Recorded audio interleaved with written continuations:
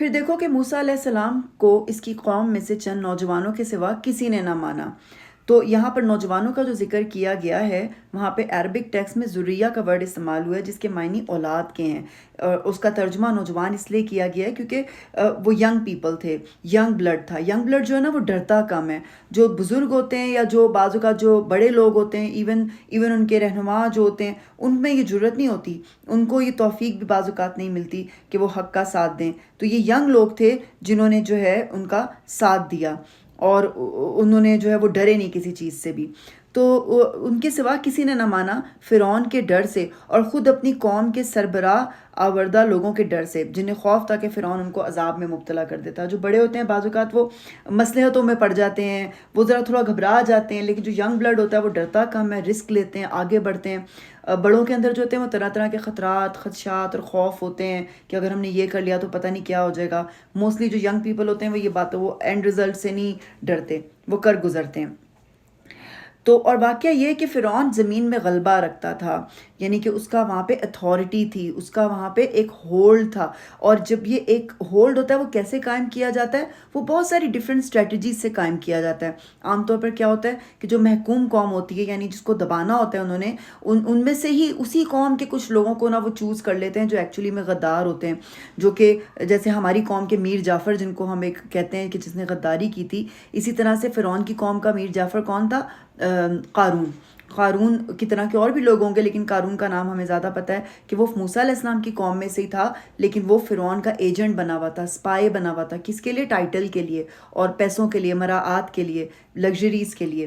تو اس طرح سے فرعون جو تھا وہاں پہ بڑا غلبہ رکھتا تھا، اس کا بڑا ہولڈ تھا، بڑی مٹھی میں تھے وہ لوگ اس کے۔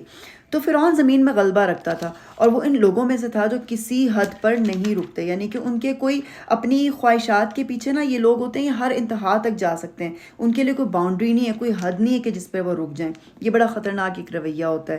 جو لوگ ہمبل نہیں ہوتے نا وہ بھی ایسے ہی کرتے ہیں، ان کی اکڑ کا یا ان کے برائی کو کر گزرنے کی کوئی حد نہیں ہوتی ہے۔ موسیٰ علیہ السلام نے اپنی قوم سے کہا، لوگو اگر تم واقعی اللہ پر ایمان رکھتے ہو تو اس پر بھروسہ کرو اگر مسلمان ہو۔ مسلم کا کیا مطلب ہوتا ہے؟ وہ جو سر تسلیم خم کرے، جو سبمٹ کرے، سبمیشن کرے۔ انہوں نے جواب دیا۔ اب یہ جواب جو ہے نا ان نوجوانوں کا تھا جو موسیٰ علیہ السلام کا ساتھ دینے پر آمادہ ہوئے تھے۔ یہ دوبارہ سے یہ ان کی طرف جا رہا ہے، ذریہ کی طرف جا رہا ہے۔ ہم نے اللہ ہی پر بھروسہ کیا، اے ہمارے رب ہمیں ظالم لوگوں کے لیے فتنہ نہ بنا، اور اپنی رحمت سے ہم کو کافروں سے نجات دے۔ یہ دعا میں ایک بہت پوائنٹ کی بات ہے سمجھنے کے لیے۔ ظالم لوگوں کے لیے فتنہ نہ بنانے کا کیا مطلب ہوتا ہے؟ اس کا مطلب یہ ہوتا ہے کہ ہم ایسا نہ کریں کہ ہمارے ذریعے سے آپ ان کو آزمائیں۔ جیسے ابو جہل کی آزمائش تھی ایکچولی میں، جب وہ آل یاسر، سمیہ رضی اللہ تعالیٰ عنہ پر یا یاسر رضی اللہ تعالیٰ عنہ پر ظلم کرتا تھا، ان کو شہید کر دیا، تو وہ ایکچولی میں ابو جہل کی بھی آزمائش تھی، لیکن اس کا تختہ مشق کون بنے؟ یاسر رضی اللہ تعالیٰ عنہ اور سمیہ رضی اللہ تعالیٰ عنہ۔ تو یہاں پر وہ دعا کریں اسپیسیفکلی کہ ہمیں ظالم لوگوں کے لیے فتنہ نہ بنا، اور اپنی رحمت سے ہم کو کافروں سے نجات دے۔ اور ہم نے موسیٰ علیہ السلام اور اس کے بھائی کو اشارہ کیا کہ مصر میں چند مکان اپنی قوم کے لیے مہیا کرو، اور اپنے ان مکانوں کو قبلہ ٹھہرا لو اور نماز قائم کرو۔ اب کیا تھا کہ مصر میں جو ہے وہ اتنی زیادہ تشدد ہو رہا تھا، اور بنی اسرائیل جو بڑے کمزور سے تھے، تو ان کے ہاں تو جیسے جو بھی ان کی شریعت میں ایک باجماعت نماز کا جو بھی حکم تھا وہ امپلائی نہیں ہو رہا تھا، وہاں پہ وہ کر نہیں پا رہے تھے۔ تو ان کو قبلہ بنانے کا مقصد یہ ہے کہ ایک جگہ پر ایک مرکز بنا لیا جائے، ایک ٹھہرنے کی جگہ بنا لی جائے جہاں پر وہ مختلف اوقات پر جمع ہو کر وہ اکٹھے نماز پڑھ سکیں، اکٹھے عبادت کر سکیں۔ جیسے نبی صلی اللہ علیہ وسلم نے دار ارقم بنایا تھا، ویسے ہی جو ہے بیت المقدس جو ہے نا وہ بھی بنا نہیں تھا۔ اور موسیٰ علیہ السلام کے زمانے میں بھی قبلہ معین تھا۔ موسیٰ علیہ السلام کے 1000 سال کے بعد مسلمانوں نے جو ہے سلیمان علیہ السلام نے جو ہے وہ بیت المقدس تعمیر کرایا تھا۔ چنانچہ موسیٰ علیہ السلام اور آپ کی قوم کا قبلہ یعنی کعبہ جو تھا وہ بیت اللہ ہی تھا، اور تورات میں ان کی قربان گاہوں کے خیموں کے بارے میں تفصیل ملتی ہے، یعنی یہ کہ خیمے اس طرح نصب کیے جاتے تھے کہ جب کوئی شخص قربانی کرے تو اس کا رخ سیدھا قبلہ کی طرف ہوتا ہے۔ یہ ڈاکٹر اسرار احمد کی ایکسپلینیشن میں سے میں نے لیا ہے، کیونکہ بیت المقدس تو بعد میں بنا تھا نا، تو وہ خانہ کعبہ کی طرف منہ کر کے وہی ان کا قبلہ تھا۔ اور یہاں پر یہ بھی مراد ہے کہ آپ کی ایک جگہ بنا لو جہاں پہ جا کر آپ اکٹھے نماز قائم کرو۔ اور اہل ایمان کو بشارت دے دو، یعنی ان کو خوشخبری دے دو ان کے اس عمل کی۔ موسیٰ علیہ السلام نے دعا کی، اے ہمارے رب، تو نے فرعون اور ان کے سرداروں کو دنیا کی زندگی میں زینت اور اموال سے نواز رکھا ہے۔ اے رب، کیا یہ اس لیے کہ وہ لوگوں کو تیری راہ سے بھٹکائیں؟ اے رب، ان کے مال غارت کر دے اور ان کے دلوں پر ایسی مہر کر دے کہ ایمان نہ لائیں جب تک کہ دردناک عذاب نہ دیکھ لیں۔ یہ جو نبی اگر اپنی قوم کے لیے جب بدعا کرتے ہیں نا تو پھر وہ ٹھیک ٹھیک وہی ہوتی ہے، کیونکہ جو بھی کفر پر اصرار کرنے والوں کے بارے میں نا اللہ کا خود ہی فیصلہ ہو جاتا ہے، پھر ان کو ایمان کی توفیق نہیں بخشی جاتی، کیونکہ نبی نے دعا کر دی کہ اب ان کو ایمان نہ ملے۔ تو یہ بڑا ہمارے پہ مہربانی ہے کہ نبی صلی اللہ علیہ وسلم نے اپنی قوم کے لیے ایسی کوئی دعا نہیں کی، بلکہ طائف کے موقع کے اوپر جب پہاڑوں کا فرشتہ آیا اور اس نے کہا بھی کہ میں ان کے اوپر پہاڑ گرا دوں، تو نبی صلی اللہ علیہ وسلم نے رحم دلی کا مظاہرہ کیا۔ اللہ تعالیٰ نے جواب میں فرمایا، تم دونوں کی دعا قبول کی گئی، ثابت قدم رہو اور ان لوگوں کے طریقے کی ہرگز پیروی نہ کرو جو علم نہیں رکھتے۔ اور ہم بنی اسرائیل کو سمندر سے گزار لے گئے، پھر فرعون اور اس کے لشکر ظلم اور زیادتی کی غرض سے ان کے پیچھے چلے۔ امیجن کریں کہ سمندر ایک تھا سامنے اور کس طرح سے اس میں وہ راستہ بنا ہوگا، کتنا میگنیفیسنٹ یہ ایونٹ ہوا۔ اور جب اسرائیلیوں نے دیکھا کہ یہ راستہ بنا ہے وہ جلدی سے گزرے، اور پیچھے جب فرعونیوں نے دیکھا کہ یہ تو گزر رہے ہیں، انہوں نے بھی کہا کہ ہم بھی پار کر جائیں گے، لیکن جب وہ گزرنے لگے تو کیسے ان کو اللہ تعالیٰ نے ڈبا دیا۔ پھر فرعون اور اس کے لشکر ظلم اور زیادتی کی غرض سے ان کے پیچھے چلے، حتیٰ کہ جب فرعون ڈوبنے لگا تو بول اٹھا، میں نے مان لیا کہ خداوند حقیقی اس کے سوا کوئی نہیں ہے جس پر بنی اسرائیل ایمان لائے، اور میں بھی سر اطاعت جھکا دینے والوں میں سے ہوں۔ تو عذاب دیکھ کر جو ایمان لانا جو ہے نا وہ لے کر آیا، لیکن وہ قبول نہیں ہوا، کیونکہ انسان کو یہی چاہیے کہ وہ نیک اعمال کے لیے دیر نہ لگائے، کیونکہ اگر آپ کا اینڈ ٹائم آ جاتا ہے اور پھر آپ توبہ کرتے ہو وہ قبول نہیں کی جاتی، کیونکہ آگے کیا کہہ رہے ہیں، ابھی مان لاتا ہے حالانکہ اس سے پہلے تو نافرمانی کرتا رہا اور فساد کرنے والوں میں سے تھا، اب تو ہم صرف تیری لاش ہی کو بچائیں گے تاکہ تو بعد کی نسلوں کے لیے نشان عبرت بنے۔ اگرچہ بہت سے انسان ایسے ہیں جو ہماری نشانیوں سے غفلت برتتے ہیں، تو یہ جو اس کی ممی جو ہے نا وہ مل چکی ہوئی ہے، وہ قاہرہ کے عجائب گھر میں موجود ہے، وہ پریزرو کر لی گئی ہے، مطلب وہ کسی مچھلی نے اس کو کاٹا تک بھی نہیں۔ یہ باڈی 1881 میں ملی تھی ویلی آف دا کنگ سے، اور ایک ڈاکٹر موریس بکائل جو ہیں، یہ بہت اچھی ان کی ایک بک ہے، بہت زبردست، میں نے بہت پہلے پڑھی تھی، وہ میں نے اس ریفرنس میں پڑھی تھی کیونکہ یہ کوئی سائنٹسٹ تھے، ریسرچر تھے، اور یہ پروف کرنا چاہتے تھے کہ اسلام رانگ ہے، لیکن یہ الٹیمیٹلی مسلمان ہو گئے تھے، کیونکہ انہوں نے جب آیتوں میں ریسرچ کی تھی تو انہوں نے یہ مسلمان ہو گئے تھے۔ تو ان کی بک کے اندر جو ہے نا یہ اس کا ریفرنس مجھے یاد ہے، میں نے پڑھا، تو اور بھی بہت ساری آیتوں کے بارے میں نا اس کے اندر ہے، اگر کسی کو وہ چاہیے تو میں ٹائٹل سرچ کر کے بتا سکتی ہوں، میں پاکستان میں کسی کو دے آئی تھی وہ بک۔ تو اس میں انہوں نے بتایا تھا کہ یہ جب ممی کی انہوں نے اس کو آبزرو کیا کہ اس کی باڈی کے اوپر جو ہے نا سالٹ کی کنسنٹریشن بہت ہائی ہے، جس سے پتہ چلتا ہے کہ وہ نیچرلی پریزرو ہوئی ہے، وہ اس طریقے سے پریزرو نہیں ہوئی جس طریقے سے وہ لوگ باقی ممیز کو پریزرو کرتے ہیں، وہ کچھ ایکسٹرا آرڈنری طریقے سے پریزرو ہوئی ہے، جس سے پہچانی گئی کہ یہ وہی لاش ہے۔ یہ لاش جو تھی، یہ جو فرعون تھا یہ رامسس 2 تھا، یہ 1303 BC میں پیدا ہوا تھا، اور فرعون جو ہوتا ہے نا وہ بادشاہوں کا لقب ہوتا ہے، وہ نیم نہیں ہوتا، ان کا ٹائٹل تھا۔ اور یہ جس کا مقابلہ موسیٰ علیہ السلام کے ساتھ ہوا تھا، یہ بہت طاقتور بادشاہ تھا، اس نے بے شمار تعمیرات کی تھیں، شہر بسائے، نہریں نکلوائیں، بڑے بڑے کام کیے تاکہ لوگ اسے بعد میں یاد رکھیں، اور یہ اپنے آپ کو رب العلیٰ کہتا تھا، اور اس کی اتنی ہیبت اور خوف تھا اس کی اپنی قوم پر اور بنی اسرائیل پر بھی کہ انہیں ڈر لگتا تھا کہ موسیٰ علیہ السلام کے پیچھے چلیں یا ان کے پیچھے چلیں، تو وہ لوگوں کو کیونکہ وہ سزائیں بہت سخت دیتا تھا، اور یہی تھا انوینٹر، یہ جو صلیب پہ چڑھانے والا، یہ ہاتھوں کے اندر سوراخ کر کے صلیب پہ چڑھا دیتا تھا، ہاتھوں اور پیروں کو مخالف سمت سے کٹوا کے کہ وہ بلیڈ آؤٹ کر جائیں۔ تو یہاں پہ اس کو میخوں والا بھی ایک جگہ پہ ریفر کرے گا قرآن نا، وہ اسی لیے کیونکہ وہ میخیں گڑوا دیتا تھا ان کے باڈی پارٹس کے اندر، ان کو لٹکا دیتا تھا ہائٹ پہ۔ میں ابھی تھوڑے دن پہلے جو ہے وہ میں اپنے ہسبینڈ کے ساتھ ایک VR دیکھنے گئی تھی، ورچوئل ریالٹی، وہ ایک جگہ تھی، انہوں نے ایسے میں ہیڈ سیٹ دے دی، اور وہ ایجپٹ، پرانے اینشنٹ ایجپٹ کا تھا، ٹو ریئلسٹک، ایسے لگتا ہی نہیں تھا کہ ہم ریالٹی میں نہیں ہیں، ہم وہاں پہ چل پھر رہے تھے اور ہم دیکھ رہے تھے پیرامڈس کے اندر، پیرامڈ کے اوپر جا کے اس کے سارے ڈیٹیلز۔ تو میں وہاں یہی سوچ رہی تھی کہ اتنی ہیوج، اتنی بڑی پیرامڈس بنا کر تبھی انسان جو تھا وہ اس مغالطے میں پڑ گیا کہ میں تو اتنا طاقتور ہوں کہ میں خدائی کا ہی دعویٰ کر دوں، کیونکہ دیکھ کے واقعی آپ ایک ہیبت سی آ جاتی ہے، بہت زبردست سویلائزیشنز گزری ہیں۔ تو یہ جو فرعون تھا یہ بھی بڑا، اس نے اچیومنٹس اس نے بہت کی تھی اپنی لائف ٹائم میں، لیکن ایمان نہ لا پایا۔ بہرحال اعوذ باللہ من الشیطان الرجیم۔ ہم نے بنی اسرائیل کو بہت اچھا ٹھکانہ دیا اور نہایت عمدہ وسائل زندگی انہیں عطا کیے، پھر انہوں نے باہم اختلاف نہیں کیا مگر اس وقت جب علم ان کے پاس آ چکا تھا۔ یقیناً تیرا رب قیامت کے روز ان کے درمیان اس چیز کا فیصلہ کر دے گا جس میں وہ اختلاف کرتے رہے ہیں۔ اب اگر تجھے اس ہدایت کی طرف سے کچھ بھی شک ہو جو ہم نے تم پر نازل کی ہے تو ان لوگوں سے پوچھ لے جو پہلے سے کتاب پڑھ رہے ہیں۔ تو اس میں یہ بات ہے کہ نبی صلی اللہ علیہ وسلم کو کوئی شک نہیں تھا کسی بھی چیز میں۔ یہ ایک بات کرنے کا انداز ہے، بظاہر نبی صلی اللہ علیہ وسلم سے بات ہو رہی ہے لیکن ایکچولی میں خطاب جو ہے وہ اہل مکہ سے ہو رہا ہے کہ اگر تمہیں کوئی شک ہو رہا ہے تو تم جاؤ جا کے کنفرم کر لو دوسری بکس کے اندر، ان لوگوں سے پڑھ لو جو کہ پچھلی کتابیں پڑھ رہے ہیں، پوچھ لو جا کے۔ فی الواقعہ یہ تیرے پاس حق ہی آیا ہے تیرے رب کی طرف سے، لہٰذا تو شک کرنے والوں میں سے نہ ہو اور ان لوگوں میں نہ شامل ہو جنہوں نے اللہ کی آیات کو جھٹلایا، ورنہ تو نقصان اٹھانے والوں میں سے ہوگا۔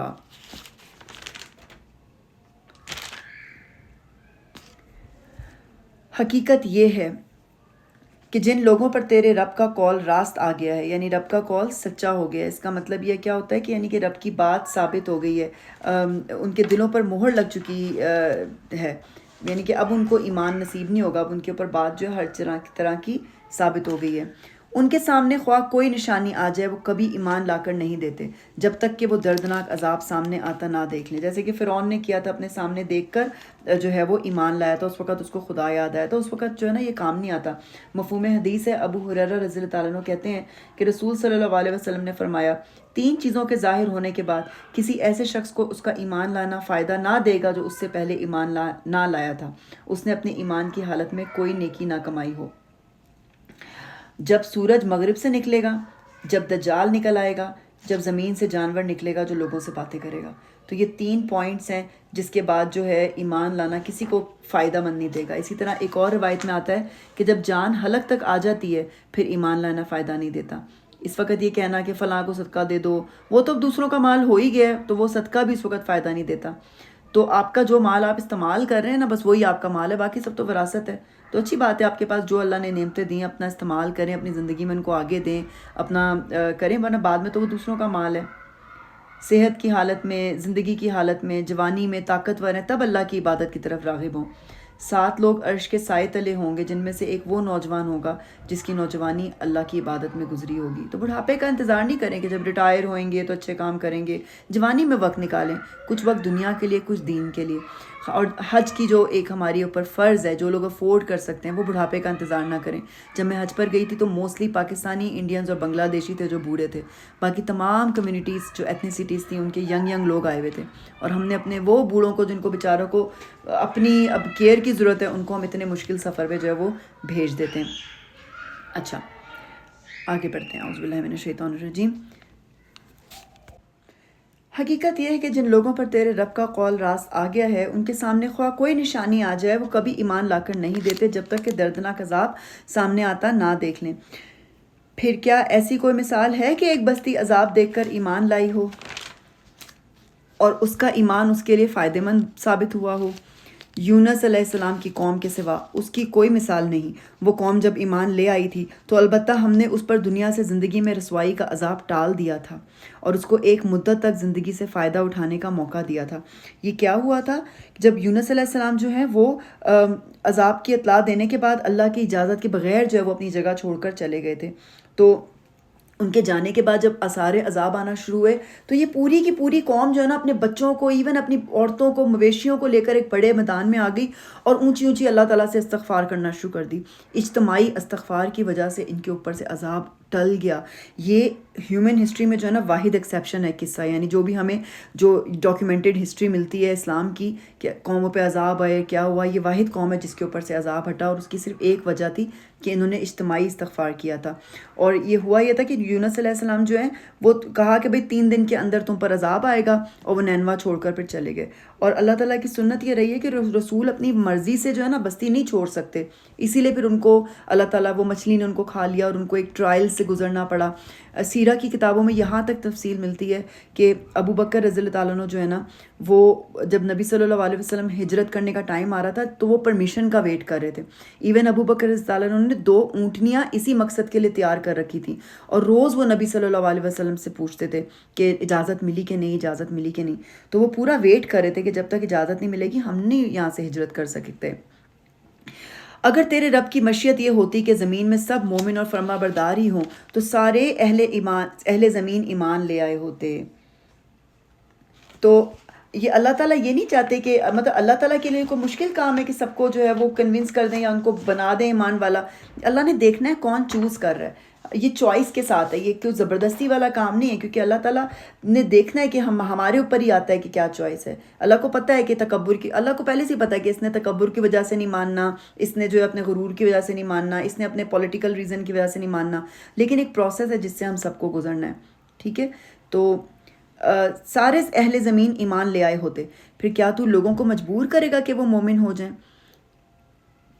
کوئی متنفس اللہ کے اذن کے بغیر ایمان نہیں لا سکتا, اور اللہ کا طریقہ یہ ہے کہ جو لوگ عقل سے کام نہیں لیتے وہ ان پر گندگی ڈال دیتا ہے. آپ یہ یاد رکھیں کہ ہدایت جو ہے نا وہ مانگنے سے ملتی ہے. ہدایت مانگے بغیر مل ہی نہیں سکتی. آپ سب اپنی لائف کے اندر بیک میں جا کے سوچیں, یہ جو قرآن سننے کا موقع آج یہ قرآن سن رہے ہیں, آپ نے کہیں نہ کہیں اپنی لائف میں اس کی دعا ضرور کی ہوگی کہ اللہ تعالیٰ میں قرآن کو سمجھنا چاہتی ہوں, میں اس کو سمجھ کے پڑھنا چاہتی ہوں, مجھے تھوڑا اس کے بارے میں پتہ چلے. کیونکہ یہ تو بہت ہی انیشیل لیول کی کلاس ہے جو ہم کر رہے ہیں نا, ہم تو صرف ترجمے سے گو تھرو کر رہے ہیں ذرا سی ڈیٹیل کے ساتھ, لیکن آپ نے ضرور اس کی دعا مانگی ہے, تبھی آپ کو یہ موقع اللہ تعالیٰ دے رہے ہیں. چلیں آگے پڑھتے ہیں. ان سے کہو زمین اور آسمانوں میں جو کچھ ہے اسے آنکھیں کھول کر دیکھو, اور جو لوگ ایمان لانا ہی نہیں چاہتے ان کے لیے نشانیاں اور تنبیہیں آخر کیا مفید ہو سکتی ہیں. اب یہ لوگ اس کے سوا اور کس چیز کے منتظر ہیں کہ وہی برے دن دیکھیں جو ان سے پہلے گزرے ہوئے لوگ دیکھ چکے ہیں. ان سے کہو اچھا انتظار کرو, میں بھی تمہارے ساتھ انتظار کرتا ہوں. پھر جب ایسا وقت آتا ہے تو ہم اپنے رسولوں اور ان لوگوں کو بچا لیا کرتے ہیں جو ایمان لائے ہوں. یہی ہمارا طریقہ ہے, ہم پر یہ حق ہے کہ مومنوں کو بچا لیں. کتنی پیاری بات ہے یہ. آپ دیکھیں نوح علیہ السلام, ہود علیہ السلام, صالح علیہ السلام کی قوم سے جو لوگ ایمان لائے تھے اللہ تعالیٰ نے ان کو بچا لیا تھا. پھر لوط علیہ السلام جو ہیں وہ اپنی 2 بیٹیوں کو اپنے ساتھ لے کے نکلے تھے, ان کی بیوی کو نہیں بچایا گیا تھا کیونکہ ان کی بیوی نافرمانوں میں سے تھی. تو لیکن اللہ تعالیٰ اللہ پر یہ حق ہے کہ وہ اپنے مومنوں کو بچا لے. اے نبی صلی اللہ علیہ وسلم کہہ دو لوگو, اگر تم ابھی تک میرے دین کے متعلق کسی شک میں ہو تو سن لو کہ تم اللہ کے سوا جن کی بندگی کرتے ہو میں ان کی بندگی نہیں کرتا, بلکہ صرف اسی خدا کی بندگی کرتا ہوں جس کے قبضے میں تمہاری موت ہے. مجھے حکم دیا گیا ہے کہ میں ایمان لانے والوں میں سے ہوں. اللہ تعالیٰ ہم سب کو بھی ایمان لانے والے لوگوں میں شامل کر دے. اللہ تعالیٰ ہم سب کو بھی ان لوگوں میں شامل کر دے جسے اللہ تعالیٰ بچا لیتا ہے. ہمارے ارد گرد کی سوسائٹی کے اندر کیسی کیسی برائیاں ہیں, کیسی کیسی اٹریکشنز ہیں جو ہمیں اپنی طرف کھینچتی ہیں. اللہ تعالیٰ ہمیں بچا لے. اور مجھ سے فرمایا گیا ہے کہ یکسو ہو کر اپنے آپ کو ٹھیک ٹھیک اس دین پر قائم کر دے اور ہرگز مشرکوں میں سے نہ ہو. یعنی اللہ نبی صلی اللہ علیہ وسلم کلیئرلی ان کو یہ میسج دے رہے ہیں کہ don't expect any compromise from me regarding my دین. یہی ایٹیچیوڈ ہمارا ہونا چاہیے کہ ہم دین کے معاملے میں کوئی کمپرومائز نہیں کر سکتے. ہمارا بالکل بھی, ہم مشرکوں میں سے نہیں ہیں تو ہم ان کے ساتھ ان کی طرح کی سملیرٹیز اپنے لائف سٹائل میں اپنے دین میں ہم نہیں لا سکتے. اور اللہ کو چھوڑ کر کبھی ایسی ہستی کو نہ پکار جو تجھے نہ فائدہ پہنچا سکتی ہے نہ نقصان. اگر تو ایسا کرے گا تو ظالموں میں سے ہوگا. اگر اللہ تجھے کسی مصیبت میں ڈالے تو خود اس کے سوا کوئی نہیں ہے جو اس مصیبت کو ٹال دے, اور اگر وہ تیرے حق میں کسی بھلائی کا ارادہ کرے تو اس کے فضل کو پھیرنے والا بھی کوئی نہیں ہے. یعنی نفع اور نقصان کمپلیٹلی اللہ کے ہاتھ میں ہے. وہ اپنے بندوں میں سے جس کو چاہتا ہے اپنے فضل سے نوازتا ہے, اور وہ درگزر کرنے والا اور رحم فرمانے والا ہے. اللہ ہم سب کو جو ہے نا ہمارے لیے درگزر کرنے والا غفور رحیم ہے, وہ ہم پہ رحم فرمائے اور ہمیں معاف فرمائے. آمین یا رب العالمین.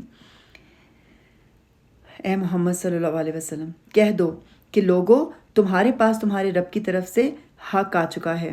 اب جو سیدھی راہ اختیار کرے گا اس کی راست روی اسی کے لیے مفید ہے, اور جو گمراہ رہے اس کی گمراہی اسی کے لیے تباہ کن ہے. اور میں تمہارے اوپر کوئی حوالہ دار نہیں ہوں. یعنی نبی صلی اللہ علیہ وسلم کی رسپانسبلٹی صرف اتنی ہے کہ بس اچھے سے پیغام پہنچا دیں. وہ سورۃ البقرہ کی آیت نمبر 119 میں ہم پڑھ چکے ہیں کہ اور آپ سے نہیں پوچھا جائے گا جہنمیوں کے بارے میں. تو ان سے نبی صلی اللہ علیہ وسلم سے جہنمیوں کے بارے میں نہیں پوچھا جائے گا. وہ ان کا اپنا عمل, اپنی چوائس, اپنا ایکٹ ہے اور اپنا کانسیکوینس ہے جس کو وہ بھگت رہے ہیں. اسی طرح دین کا کام کرنے والے بھی جتنے لوگ ہیں, آپ اپنے گھروں میں شروع کریں, آپ اپنے ارد گرد اپنے دوستوں میں شروع کریں کس طرح سے؟ ان کو اچھی بات بتا کر، خوشخبری دے کر اور ڈراوا دے کر، اچھے طریقے سے، طریقے سے، بیسٹ اخلاق سے۔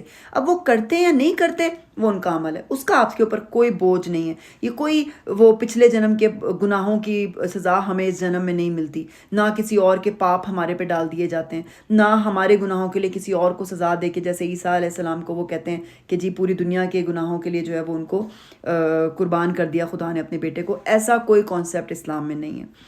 اور اے نبی صلی اللہ علیہ وسلم، تم اس ہدایت کی پیروی کیے جاؤ جو تمہاری طرف بذریعہ وہی بھیجی جا رہی ہے، اور صبر کرو یہاں تک کہ اللہ فیصلہ کر دے، اور وہی بہترین فیصلہ کرنے والا ہے۔ تو انسان کا اگر یہ عقیدہ مضبوط ہو جائے نا کہ سارا نفع نقصان بھی اللہ کے ہاتھ میں ہے، تو سارے غم اور فکر ہی دور ہو جائیں گے کہ اللہ تو ہم پہ اپنا فضل فرما، اللہ ہمیں بخش دے، ہم پر اپنا رحم فرما۔ اور پھر یہاں پر پچھلی قوموں کے انجام کو بتا کر بھی آپ صلی اللہ علیہ وسلم کو تسلی دی جا رہی ہے کہ ابھی آپ کو جو کہا جا رہا ہے بس وہ کرتے جائیں، انجام کی فکر نہ کریں، صبر کے ساتھ اپنا مشن مکمل کریں اور اللہ پر فیصلہ چھوڑ دیں، کیونکہ وہ بہترین فیصلہ کرتا ہے، وہ آپ کی کوششوں کو کبھی ضائع نہیں ہونے دے گا۔ ہمیشہ یہ یاد رکھیں کہ صبر اور نیک الاعمال جو ہے نا وہ لازم و ملزوم ہے، تو یہ ہمیں وہی کی اتباع کرنی ہے، اس کی پیروی کرنا ہے، یہ سب ہمارے ایمان کا حصہ ہے۔ آگے شروع کرتے ہیں سورہ ہود۔ یہ مکی سورہ ہے اور پروفٹ ہود علیہ السلام کے نام کے اوپر ہے۔ بسم اللہ الرحمن الرحیم۔ الف لام را کتاب احکمت آیاتہ ثم فصلت من لدن حکیم خبیر۔ فرمان ہے، الف لام را، فرمان ہے جس کی آیتیں پختہ اور مفصل ارشاد ہوئی ہیں۔ تو یہاں پر کتاب کا ترجمہ فرمان میں مولانا مودودی نے اس لیے کیا ہے کہ وہ عربی زبان میں جو یہ لفظ ہے وہ کتاب اور نوشتے کے معنی میں نہیں آتا، بلکہ حکم اور شاہی فرمان کے معاملے میں بھی آتا ہے، اور خود قرآن میں بھی جو ہے نا متعدد مقامات پر یہ اسی معنی میں استعمال ہوا ہے، تو اسی لیے ٹرانسلیشن میں یہاں پر فرمان کہا جا رہا ہے اور عربک میں کتاب لکھا ہوا ہے۔ فرمان ہے جس کی آیتیں پختہ اور مفصل ارشاد ہوئی ہیں، یعنی کہ بڑے کمپریہنسو ٹاپکس ہیں اس کے اندر۔ جیسے سورۃ العصر کے بارے میں کہا جاتا ہے کہ چھوٹی سورہ ہے لیکن اگر کوئی اس کو سمجھ لے تو اس کے لیے جو ہے نا وہ کتنا کچھ سمجھ جائے، اس کو دین کی سمجھ آ جائے یا اس کے لیے وہ کافی ہو جائے۔ ایک دانا اور باخبر ہستی کی طرف سے کہ تم بندگی کرو مگر صرف اللہ کی، میں اس کی طرف سے تم کو خبردار کرنے والا بھی ہوں اور بشارت دینے والا بھی۔ تو یہ توحید کی دعوت دی جا رہی ہے۔ سورہ ہود کے بارے میں ایک میں آپ کو حدیث بتانا چاہتی ہوں۔ مفہوم حدیث ہے کہ مجھے سورہ ہود اور اس جیسی اور صورتوں نے بوڑھا کر دیا ہے۔ یہ نبی صلی اللہ علیہ وسلم کو نا ابو بکر رضی اللہ عنہ نے کہا تھا کہ آپ کی ابھی اتنی عمر نہیں ہے لیکن آپ کے اوپر بڑھاپے کے آثار آ رہے ہیں، تو انہوں نے کہا تھا کہ یہ سورہ ہود اور اس جیسی اور صورتوں نے مجھے بوڑھا کر دیا ہے۔ روایات میں آتا ہے کہ سورۃ الواقعہ، سورۃ المرسلات، سورۃ النبا، ان کی طرف جو ہے وہ اشارہ ہے۔ میں اس کی طرف سے تم کو خبردار کرنے والا بھی ہوں اور بشارت دینے والا بھی، اور یہ کہ تم اپنے رب سے معافی چاہو اور اس کی طرف پلٹ آؤ تو وہ ایک مدت خاص تک تم کو اچھا سامان زندگی دے گا۔ یعنی کہ جو شخص بھی جو ہے دنیا میں ٹھہرنے کا جو آپ کا جتنا بھی وقت مقرر ہے اس وقت تک وہ تمہیں بری طرح نہیں بلکہ اچھی طرح رکھے گا، تم پہ نعمتیں برسیں گی، اس کی برکتیں آئیں گی، زندگی میں امن اور چین نصیب ہوگا، ذلت اور خواری نہیں، عزت اور شرف کے ساتھ تم زندگی جیو گے۔ کس وجہ سے؟ کہ اگر تم اپنے رب سے معافی، استغفار، یہ جو استغفر اللہ ہے نا، اس کو اپنی عادت بنا لیں۔ آپ کی اتنی پرابلمز جو ہے نا وہ صرف اس وجہ سے سالو ہو جائیں گی کہ جب اگر آپ استغفار پڑھیں، اور صرف طوطے کی طرح زبان سے نہیں کہنا ہے، آپ نے میننگ کرنا ہے، آپ نے واقعی میں مین کرنا ہے کہ آپ اللہ تعالیٰ سے معافی مانگ رہے ہیں، سوچ کے کہ پورے دن کو ریوائز کریں کہ میں نے یہ رویہ اس طرح کیا، یا میں نے بات اس طرح یہ کی، یا میں نے یہ کسی کے ساتھ بیہیو کیا، میں اس پہ معافی، یا اپنے اعمال پہ معافی، یا اس بات میں معافی کہ میں نے اپنا وقت ضائع کیا، میں اس کو اور بہتر، یعنی وہ باتوں کو، وہ اپرچونٹی یا مسڈ اپرچونٹیز یا پرانے گناہوں کو یاد کر کے اس سے ریلیٹ کر کے استغفار کریں، تو پھر آپ لوگ اس کیٹیگری میں انشاءاللہ تعالیٰ آ جائیں گے، یہ نعمتیں پانے کی کیٹیگری میں۔ اچھا، لیکن اگر تم منہ پھیرتے ہو تو میں تمہارے حق میں ایک بڑے ہولناک دن کے عذاب سے ڈرتا ہوں۔ تم سب کو میں ایک تھوڑی سی لائن مس کر گئی ہوں۔ ایک مدت خاص تک تم کو اچھا سامان زندگی دے گا اور ہر صاحب فضل کو اس کا فضل عطا کرے گا، یعنی کہ جو شخص بھی اخلاق اور اعمال میں جتنا بھی آگے بڑھے گا اللہ اس کو اتنا بڑا درجہ عطا کرے گا۔ لیکن اگر تم منہ پھیرتے ہو تو میں تمہارے حق میں ایک بڑے ہولناک دن کے عذاب سے ڈرتا ہوں۔ تم سب کو اللہ کی طرف پلٹنا ہے اور وہ سب کچھ کر سکتا ہے، یعنی ساری طاقت اللہ کے پاس ہے، ساری پاور اللہ کے پاس ہے۔ دیکھو یہ لوگ اپنے سینوں کو موڑتے ہیں تاکہ اس سے چھپ جائیں۔ اس کے دو میننگز ہیں۔ ایک میننگ یہ ہے کہ کفار مکہ جو ہے وہ کہتے تھے کہ رسول صلی اللہ علیہ وسلم جو ہے نا وہ ان کو دیکھ کر آپ ان سے اپنا رخ موڑ لیتے تھے تاکہ ان کا کہیں آپ سے آمنا سامنا نہ ہو جائے، اور موڑتے ہیں تاکہ اس سے چھپ جائیں۔ خبردار جب یہ کپڑوں سے اپنے آپ کو ڈھانپتے ہیں، اللہ ان کے چھپے کو بھی جانتا ہے اور کھلے کو بھی، وہ تو ان کے بھیدوں سے بھی واقف ہے جو سینوں میں ہے، یعنی سارے سیکرٹ سے۔ تو دوسرا میننگ اس کا کیا ہے؟ صحیح بخاری کے اندر جو ہے ابن عباس رضی اللہ عنہ کے حوالے سے یہ بات نقل ہوئی ہے کہ کچھ اہل ایمان پر حیا کا بہت زیادہ غلبہ تھا، یعنی بہت شرمیلے اور بہت زیادہ حیا کو وہ جو ہے نا پریفرنس دیتے تھے۔ تو ایسے لوگ کبھی غسل بھی کرتے تھے نا تو اس وقت بھی وہ بے لباس ہونا پسند نہیں کرتے تھے، اور ایسے موقع پر وہ اس انداز سے جھک جاتے تھے کہ جس طرح ممکن ہو اپنا سطر چھپائیں۔ تو اس طرح قضائے حاجت یعنی باتھ روم جاتے وقت بھی جو ہے نا وہ پورے سطر کا اہتمام کرتے تھے۔ سطر چھپانے کے معاملے میں جو ہے نا وہ ہمیں دیکھیں غلو نہیں کرنا، ہمیں جو ایک اگر ہم جتنا مرضی اپنے آپ کو چھپا لیں اللہ سے، ہم کہاں پہ ہم اپنے آپ، اللہ تو ہمیں پھر بھی ان سائڈ آؤٹ سائڈ دیکھ رہا ہے نا، جانتا ہے اللہ ہمیں۔ تو یہ حیا کا بھی وہی تقاضا ہے جتنا ہمیں کہا گیا، اپنے پہ مشکل نہیں ڈالنی ہے۔ اس میں وہ بات بھی کہ کچھ لوگ یہ عقیدہ رکھتے ہیں کہ وضو کرتے وقت سر پہ دوپٹہ ہونا چاہیے، یہ ایک خامخواہ کی مشکل ہے جو اپنے سر پہ ڈال لی ہے۔ ہاں یہ ہے کہ غیر مرد کھڑے میں ان کے آگے دوپٹہ اتار کے وضو نہیں کرنا چاہیے، اس ٹائم پہ دوپٹہ ڈال کے اور پردے کے اہتمام، اگر پردہ نہیں لگا ہوا تو دوپٹہ ڈال کے وضو کر لیں۔ لیکن اگر آپ اکیلے میں ہیں اور تو آپ کو سر پہ دوپٹہ لے کے نہیں ہے وضو کرنا، یا آپ کو سر پہ دوپٹہ لے کے نہیں سونا۔ کچھ لوگ اپنی بچیوں کو کہتے ہیں نہیں نہیں جنوں سے پردہ ہے آپ کا، اب رات کو سوتے وقت بھی سر پہ دوپٹہ لو، چاہے وہ گلے کے اندر پھندا لگ جائے بچی کے۔ کمفرٹ کو بھی تو کچھ سوچنا چاہیے، غلو نہیں کرنا دین کے اندر۔ غلو جو ہے نا وہ تباہی بنی ہے بہت ساری قوموں کی۔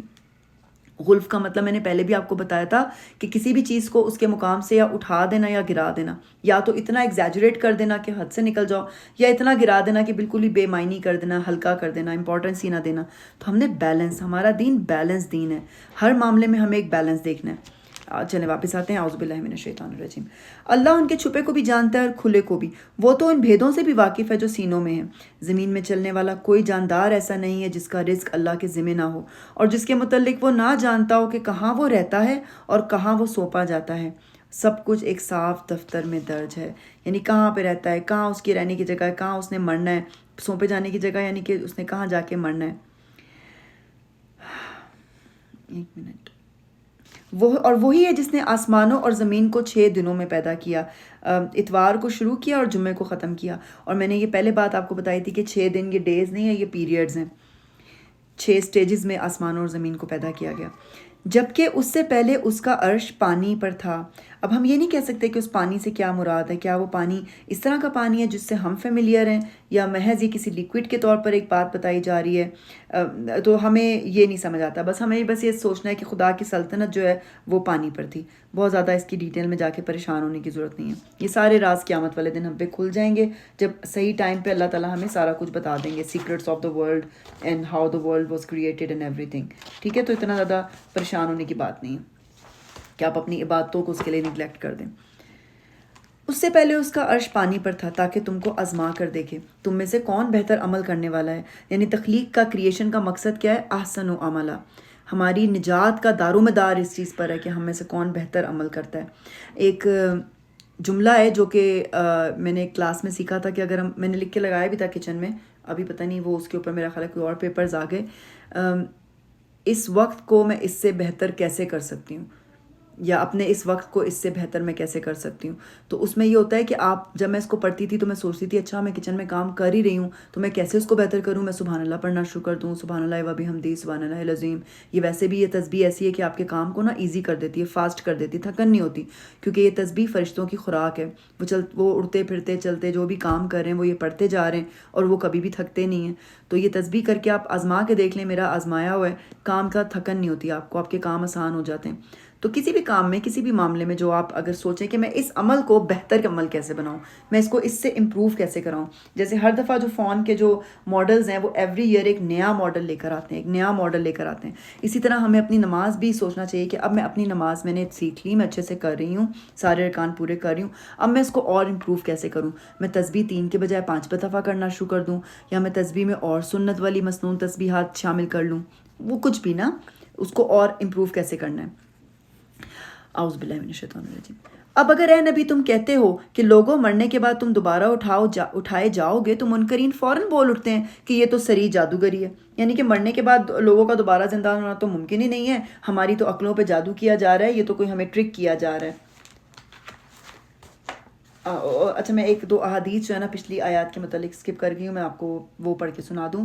مفہوم حدیث ہے، نبی صلی اللہ علیہ وسلم نے فرمایا ابن آدم سے 4 چیزوں کے معاملے میں فارغ ہوا جا چکا ہے، اس کی تخلیق، اس کے اخلاق، اس کی رزق اور اس کی موت، یعنی یہ 4 چیزیں جو ہے نا اس کے کنٹرول میں نہیں ہے، وہ فارغ ہے، ان کے بارے میں کوئی اتھارٹی نہیں ہے اس کو۔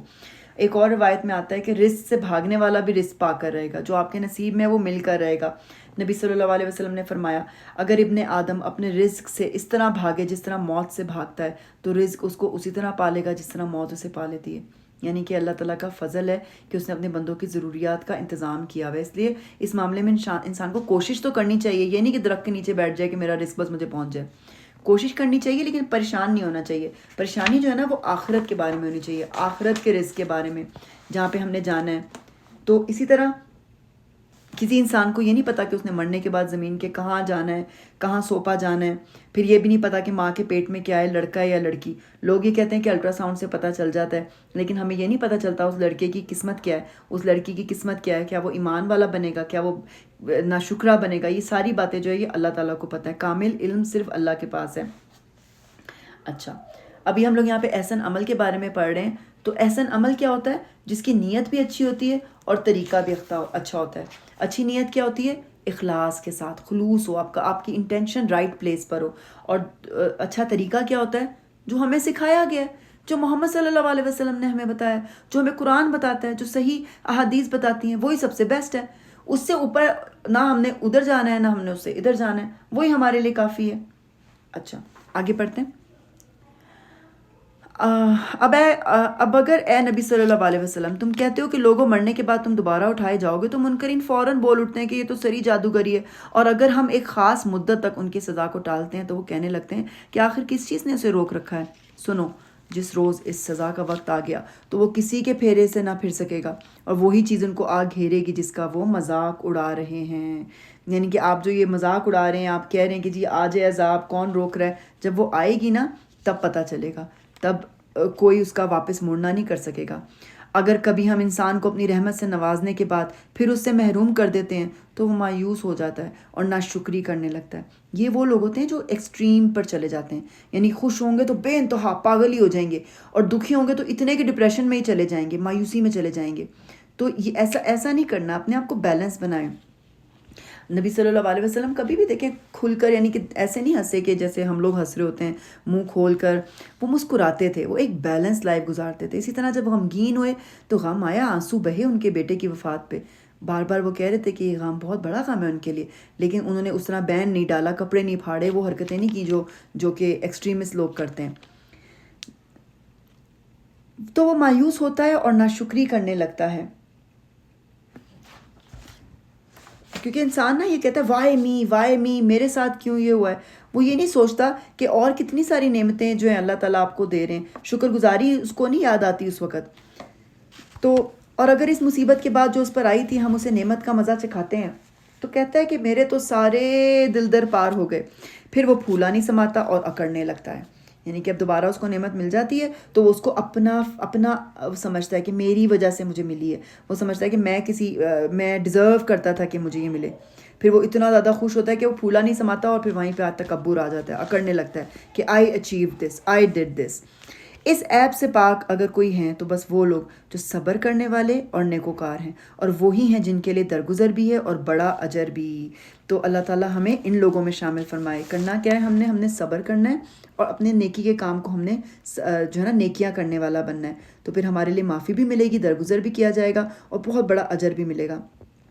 مفہوم حدیث ہے، اور یہ حدیث جو ہے یہ صحیحین میں ہے۔ صحیحین میں کہتے ہیں کہ جو صحیح مسلم میں بھی ہے، صحیح بخاری میں بھی ہے، تو یہ بالکل صحیح حدیث ہے۔ مفہوم ہے، مومن کے لیے اللہ تعالیٰ کا ہر فیصلہ سراسر بہتر ہی بہتر ہوتا ہے۔ یہ راحت پا کر شکر کرتا ہے اور بھلائی سمیٹتا ہے، یعنی خوشی ملتی ہے تو شکر کرتا ہے اور اس کو ثواب ملتا ہے، بھلائی سمیٹتا ہے، اور تکلیف اٹھا کر صبر کرتا ہے اور نیکی پاتا ہے۔ ایسا حال مومن کے سوا اور کسی کا نہیں ہوتا، یعنی کہ ون ون سچویشن ہے۔ برائی آئی ہے تو وہ صبر کر کے اپنی حسنات کما رہا ہے، اور اگر بھلائی آ رہی ہے تو وہ شکر کر کے اپنی حسنات کما رہا ہے۔ تو اے پیغمبر، کہیں ایسا نہ ہو کہ تم ان چیزوں میں سے کسی چیز کو بیان کرنے سے چھوڑ دو جو تمہاری طرف وحی کی جا رہی ہیں، اور اس بات پر دل تنگ ہو کہ وہ کہیں گے کہ اس شخص پر کوئی خزانہ کیوں نہ اتارا گیا، یا یہ کہ اس کے ساتھ کوئی فرشتہ کیوں نہ آیا۔ تم تو محض خبردار کرنے والے ہو، آگے ہر چیز کا حوالہ دار اللہ ہے۔ تو یہاں پر جو ہے کہا جا رہا ہے کہ آپ نے ڈسکریج نہیں ہونا۔ کوئی بھی آپ کو اگر اس طرح سے ارریلیونٹ باتیں کر کے جو ہے وہ ڈسٹریکٹ کرنے کی کوشش کرتا ہے تو آپ نے اس سے ڈسکریج نہیں ہونا، ان لوگ کی باتوں کو اپنے دل کے اوپر نہیں لینا۔ آپ ہمارے ساتھ بھی ہوتا ہے نا کہ ہم لوگ ارریلیونٹ چیزوں کی طرف زیادہ توجہ کرنے لگتے ہیں، ابھی ہمارے حالات ایسے نہیں ہیں، ابھی ہمارے ساتھ کوئی سپورٹ نہیں ہے، میرے گھر کے حالات اچھے نہیں تو میں دین کا کام کیسے کروں۔ دیکھیں، ہر ایک کا ٹیسٹ اس کے لیے اسپیشلی کہتے ہیں نا کوکی کٹر ڈیزائن ہے، آپ کے لیے ڈیزائن کیا گیا۔ آپ کا ٹیسٹ آپ کی بہن جیسا نہیں ہوگا، آپ کے بھائی جیسا نہیں ہوگا، آپ کے بچے جیسا نہیں ہوگا، آپ کے نیبر جیسا نہیں ہوگا، ان کا الگ الگ ٹیسٹ ہے۔ آپ نے ریکگنائز کرنا ہے کہ میرا ٹیسٹ کیا ہے، میری کوالٹیز کیا ہیں، میں کیا کر سکتی ہوں، واٹ کین آئی ڈو۔ مفہوم حدیث ہے کہ انسان کانوں کی طرح ہوتے ہیں، یعنی کہ مائنڈز کی طرح ہوتے ہیں، کوئی سونے کی، کوئی چاندی، کوئی کوئلے کی، اور ہر ایک میں فائدہ ہے۔ تو آپ نے کوئلے میں بھی فائدہ ہے، آپ نے دیکھنا ہے میں کیا کر سکتی ہوں، میرا کیا ٹیسٹ ہے، اور پھر اسی طرح سے آپ نے اپنا آنر سمجھنا ہے۔ جس کی مفہوم حدیث ہے کہ اللہ تعالیٰ جس کی بھلائی چاہتا ہے نا اس کو دین کا علم عطا کر دیتا ہے، اس کو دین کی سمجھ عطا کر دیتا ہے۔ تو یہ جو دین آپ کو اللہ تعالیٰ دے رہے ہیں نا، اٹ مینس کہ اللہ تعالیٰ آپ کے ویل وشر ہیں، اللہ تعالیٰ آپ کی بھلائی کا ارادہ اللہ نے کر لیا ہے۔ اب آپ کا کام ہے کہ آپ نے اس کو آنر سمجھنا ہے، اس پر فوکس کرنا ہے، باقی ساری چیزیں اللہ کے سپرد کر دیں، اللہ سے مدد مانگیں، لیکن اب آپ اپنے آپ کو اس میں لگا دیں، نیت اپنی کر لیں کہ میں نے جو ہے نا اللہ کے قرآن پڑھنے پڑھانے والے لوگوں میں شامل ہونا ہے اور اس پہ عمل کرنے والے لوگوں میں شامل ہونا ہے۔ اللہ تعالیٰ مجھ سے اپنے دین کا کام کرا لیں۔ اب اللہ تعالیٰ آپ کے لیے اپرچونیٹیز پریزنٹ کریں گے، بس جب وہ اپرچونیٹیز دیکھیں تو پیچھے نہیں ہٹنا، پھر آپ نے اس کو پکڑ لینا ہے۔ اچھا، آگے پڑھتے ہیں۔ اعوذ باللہ من الشیطان الرجیم۔ تو اے پیغمبر، کہیں ایسا نہ ہو کہ تم ان چیزوں میں سے کسی چیز کو بیان کرنے سے چھوڑ دو جو تمہاری طرف وحی کی جا رہی ہے، اور اس بات پر دل تنگ ہو کہ وہ کہیں گے کہ اس شخص پر کوئی خزانہ کیوں نہ اتارا گیا، یا یہ کہ اس کے ساتھ کوئی فرشتہ کیوں نہ آیا۔ تم تو محض خبردار کرنے والے ہو، آگے ہر چیز کا حوالہ دار اللہ ہے۔ یہ بات سوچیں، ہم کسی گیدرنگ میں بیٹھے ہوتے ہیں اور وہاں پر ہمارے سامنے ایک بہت غلط بات ہو رہی ہوتی ہے جو کہ نقصان دہ بات ہوتی ہے، امر بالمعروف و نہی عن المنکر بھی ہے نا ہمارے دین کا حصہ۔ اب ہم وہاں پہ شرم آ جاتی ہے، ہائے میں نے اگر یہ ایسی بات کر دی، دل تنگ ہو جاتا ہے، تو یہ مجھے کوئی یہ نہ بولنا شروع کر دے، کوئی مجھے یہ نہ بولنا، بری بات نہ کہہ دے کہ تم بڑی نیک بن رہی ہو۔ کرٹیسائز نہیں کرنا، آپ نے حکمت مانگنی ہے اللہ سے، فہم مانگنا ہے کہ میں یہ بات کیسے یہاں پر ایڈریس کروں، میں کس طرح سے اپنا کہتے ہیں نا اپنے 2 سینٹس میں کیسے یہاں پہ ڈالوں، اس میں اللہ سے مدد مانگنی ہے۔ اللہ تعالیٰ آپ کو کوئی نہ کوئی راستہ دکھا دے گا۔ ظاہر آپ مجمع میں کسی کے انسلٹ نہیں کرنا چاہتے، آپ نے حکمت سے وہ بات وہاں پر کس طرح سے ریپرزینٹ کرنی ہے، یا کوئی آپ سے اگر کوئی بات پوچھ رہا ہے اور آپ کو وہ بات ٹرو پتہ ہے، پھر آپ وہ سچ ہی بتاؤ گے، کیونکہ وہ قرآن کی بات ہے، وہ وحی کی بات ہے۔ کہا جا رہا ہے نا یہاں پہ کہ تم ان چیزوں میں سے کسی چیز کو بیان کرنے سے چھوڑ دو، تو آپ نے بیان کرنا ہے، باقی سب کچھ آپ نے اللہ تعالیٰ کے اوپر چھوڑ دینا۔ کیا یہ کہتے ہیں کہ پیغمبر نے یہ کتاب خود گھڑ لی ہے؟ کہو اچھا یہ بات ہے تو اس جیسی گھڑی ہوئی 10 صورتیں تم بھی بنا کر لے آؤ۔ یعنی کہ یہ چیلنج جو ہے نا یہ بار بار آ رہا ہے۔ اور اللہ کے سوا اور جو تمہارے معبود ہیں ان کو مدد کے لیے بلا سکتے ہو تو بلا لو اگر تم انہیں معبود سمجھنے میں سچے ہو۔ اب اگر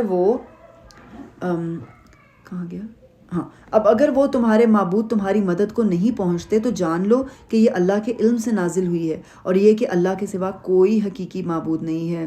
وَأَلَّا إِلَٰهَ إِلَّا هُوَ، یعنی کہ وہی اللہ ہے، اس کے سوا کوئی حقیقی معبود نہیں ہے۔ پھر کیا تم اس امر حق کے آگے سر تسلیم خم کرتے ہو، یعنی کہ فَهَلْ أَنْتُمْ مُسْلِمُونَ، یعنی مسلم بنتے ہو، مانتے ہو پھر یہ چیلنج؟ جو لوگ بس اس دنیا کی زندگی اور اس کی خوشنمائیوں کے طالب ہوتے ہیں، ان کی کارگزاری کا سارا پھل ہم یہیں ان کو دے دیتے ہیں۔ یعنی کہ جو ریاکاری کرنے والے لوگ ہوتے ہیں، جو عبادت کو دنیا کو حاصل کرنے کے لیے ریلیٹ کرتے ہیں، یعنی اس کو یوز کرتے ہیں، تو ان کو یہیں پر سارا کچھ پھل مل جاتا ہے، ان کے لیے آخرت میں کچھ نہیں رہتا۔ اللہ ہمیں ان لوگوں میں شامل نہ کرے۔ مگر آخرت میں ایسے لوگوں کے لیے آگ کے سوا کچھ نہیں ہے، یعنی دنیا کے فائدے وہ اٹھا لیتے ہیں لیکن آخرت اپنی لوز کر دیتے ہیں، بے وقوف لوزرز ہیں یہ لوگ۔ وہاں معلوم ہو جائے گا کہ جو کچھ انہوں نے دنیا میں بنایا وہ سب ملیا میٹ ہو گیا، اور اب ان کا سارا کیا دھرا محض باطل ہے۔ پھر بھلا وہ شخص جو اپنے رب کی طرف ایک صاف شہادت رکھتا تھا یعنی کہ اس کو خود اپنے وجود میں، زمین اور آسمان میں، کائنات میں، ہر چیز میں اس کو کھلی گواہی مل رہی تھی کہ اس دنیا کا خالق، اس کا مالک، پروردگار جو ہے وہ اللہ ہے. دل اس کا گواہی دے رہا تھا.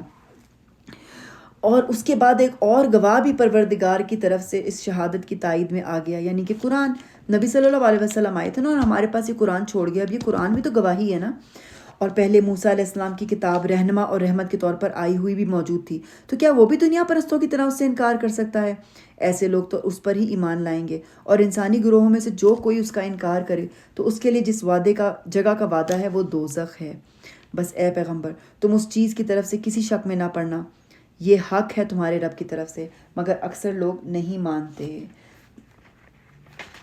تو نیکیاں جو ہے نا وہ ہم نے آخرت اور اللہ کے لیے کرنی ہے، دنیا کمانے کے لیے نہیں کرنی ہے. اور یہاں پر یہ بات آ رہی ہے نا کہ جو ہوتا ہے اپنے رب کی طرف سے بینہ پر ہوتا ہے، اپنے رب کی طرف سے واضح دلیل پر ہو، تو اس سے مراد انسان کی فطرت سلیمہ ہے.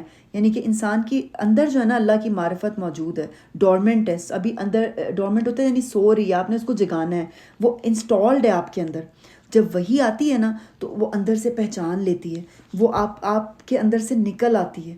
مجھے اپنی زندگی کا ایک واقعہ میں آپ سے شیئر کروں گی، پتہ نہیں میں نے پہلے شیئر کیا ہے کہ نہیں، کہ میرے ساتھ یہ پرسنلی ہوا تھا. جب میں نیا قرآن سے جڑی تھی تو ایک دن میں قرآن کی تلاوت کر رہی تھی، اور میں صرف عربک پڑھ رہی تھی، میں ابھی وہ نہیں پڑھ رہی تھی، ترجمہ نہیں پڑھ رہی تھی، میں صرف تلاوت کر رہی تھی، میں تجوید سیکھ رہی تھی.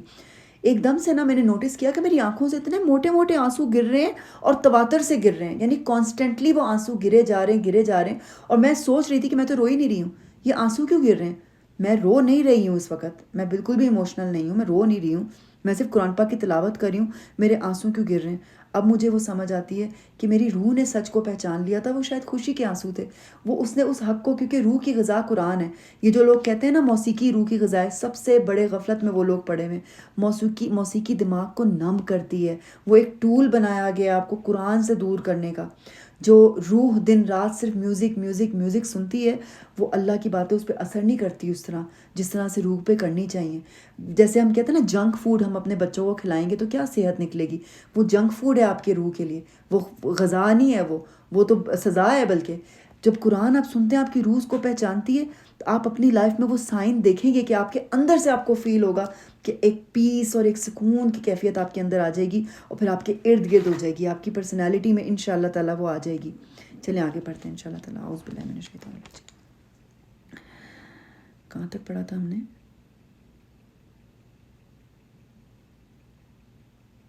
پھر بھلا وہ شخص نہیں، یہ تو ہم نے پڑھ لیا تھا. ہاں، یہ حق ہے تمہارے رب کی طرف سے مگر اکثر لوگ نہیں مانتے.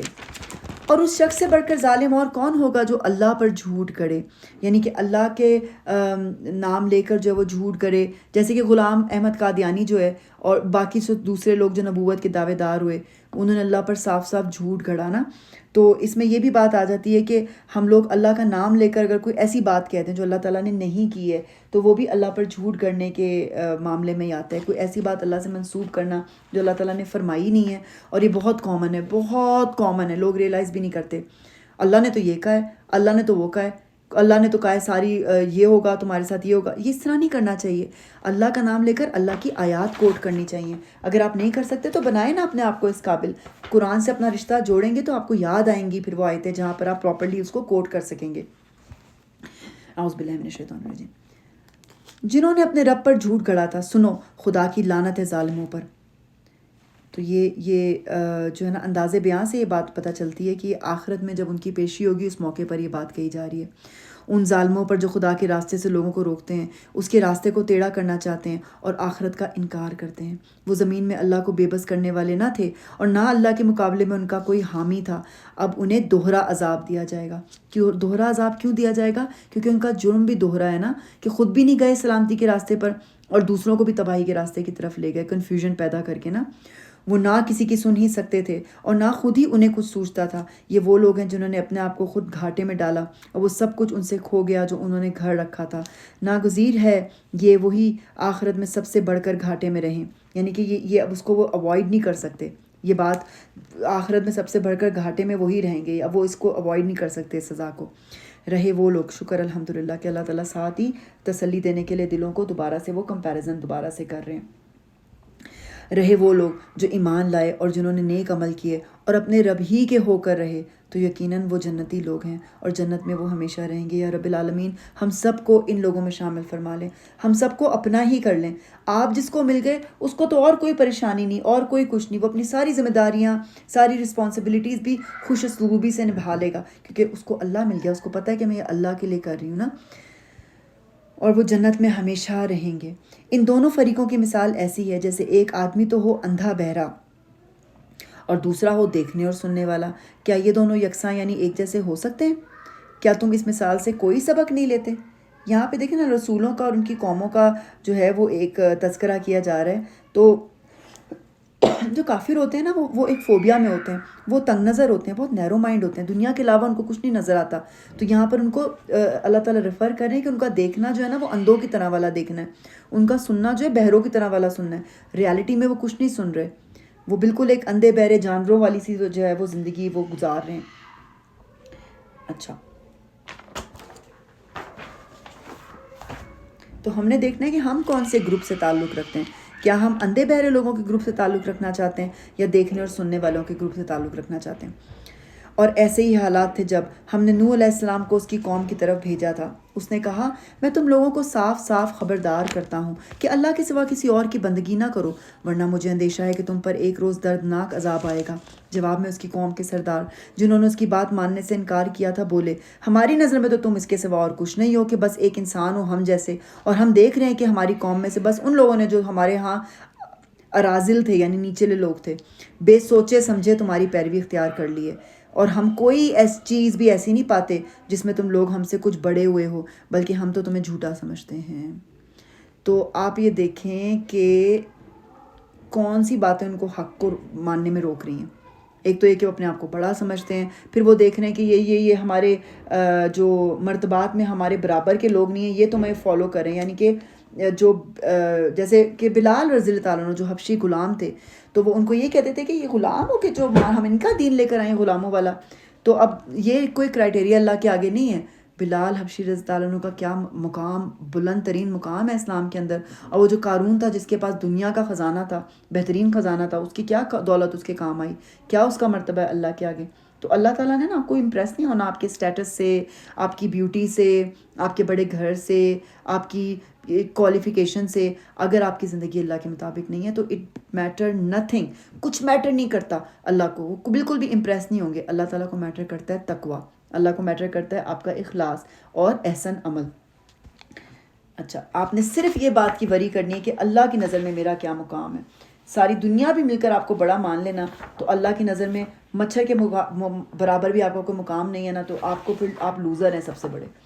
اور بعض لوگ جو تھے دنیا کی بڑی پہچان رکھتے ہیں، اپنا آپ کو بڑا سمارٹ سمجھتے ہیں، اور لیکن اگر اللہ کی نظر میں وہ جاہل ہیں تو پھر کیا فائدہ ہے ایسی سمارٹنس کا، پھر کس کا انجام اچھا ہوگا؟ اللہ تعالیٰ ہمیں ان لوگوں میں شامل فرمائے جن کا مرتبہ اللہ کے آگے ویلیو رکھتا ہے، جن کا نام اللہ تعالیٰ اپنی محفل میں کرتے ہیں، اپنا ذکر کرتے ہیں، اپنے پاس ویلیو کرتے ہیں۔ آمین یا رب العالمین۔ آگے پڑھتے ہیں۔ اس نے کہا، اے برادران قوم، ذرا سوچو تو صحیح کہ اگر میں اپنے رب کی طرف سے ایک کھلی شہادت پر قائم تھا، پھر اس نے مجھ کو اپنی خاص رحمت سے بھی نواز دیا، مگر وہ تم کو نظر نہ آئی، تو آخر ہمارے پاس کیا ذریعہ ہے کہ تم ماننا نہ چاہو اور ہم زبردستی اس کو تمہارے سر پر چپک دیں؟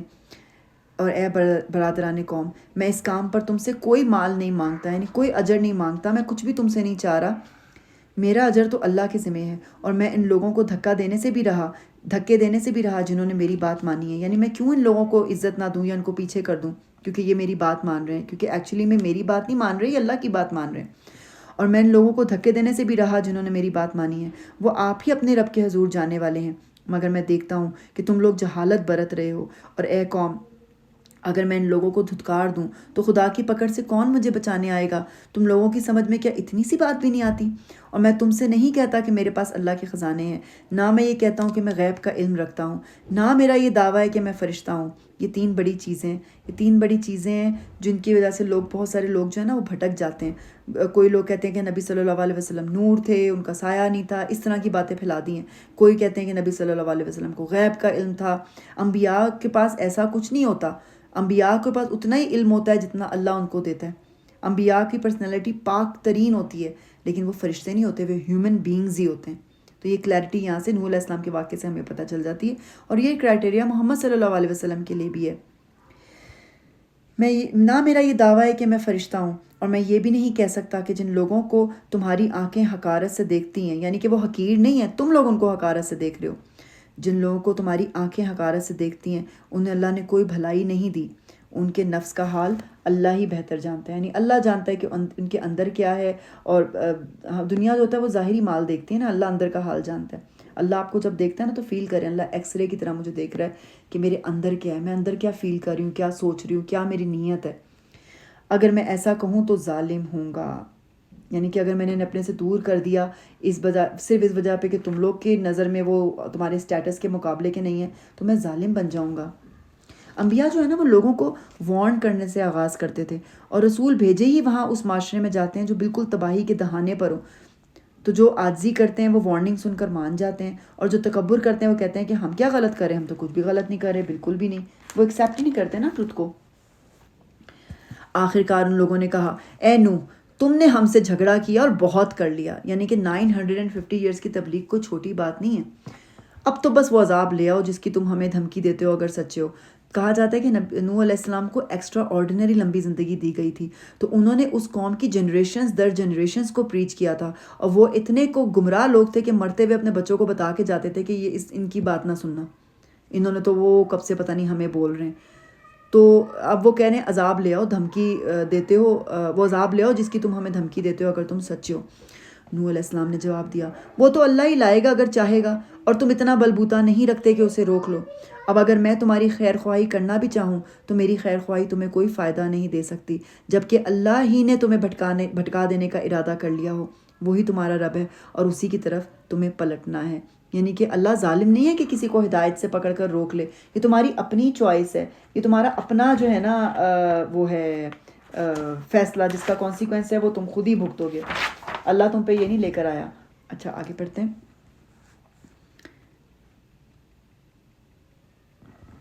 اب اگر میں تمہاری کچھ خیر خواہی کرنا بھی چاہوں تو میری خیر خواہی تمہیں کوئی فائدہ نہیں دے سکتی، جبکہ اللہ ہی نے تمہیں بھٹکانے کا ارادہ کر لیا ہو، وہی تمہارا رب ہے اور اسی کی طرف تمہیں پلٹنا ہے۔ اے نبی صلی اللہ علیہ وسلم، کیا یہ لوگ کہتے ہیں کہ اس شخص نے یہ سب کچھ خود گھڑ لیا ہے؟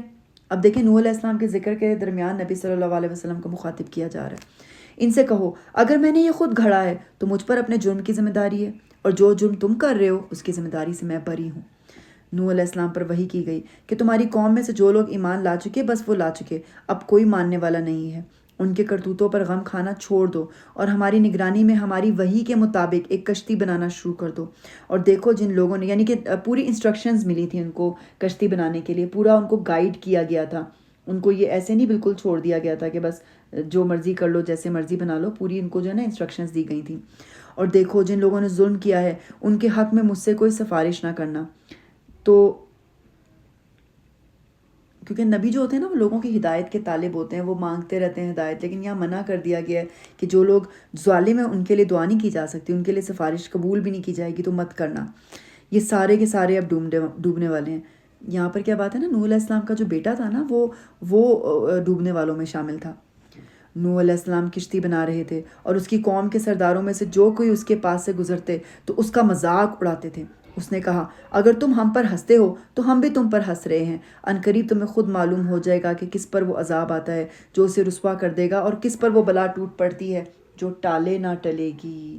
تو کتنی ایک دھوکے والی بات ہے نا کہ وہ ان پر مذاق اڑا رہے ہیں کہ تم خشکی کے اوپر جہاز بنا رہے ہو، تم جو ہے یہاں پہ کون سا پانی آ گیا ہے، کشتی کسی کو بنانی بھی نہیں آتی۔ لیکن اصل بات یہ کہ ان کا اپنا ہی جو ہے نا اپنے ہی وہ نقصان کی طرف جا رہے تھے، ان کا مذاق نہیں اڑا رہے تھے، اصل مذاق تو انہی کا اڑنا ہے۔ یعنی یہ ایک محاورتاً والی بات ہے، ظاہر ہے نبی تو کسی کے مرنے پہ نہیں ہنستے نا، بلکہ وہ تو بہت زیادہ تکلیف میں آئے تھے ان کو ڈوبتا دیکھ کر۔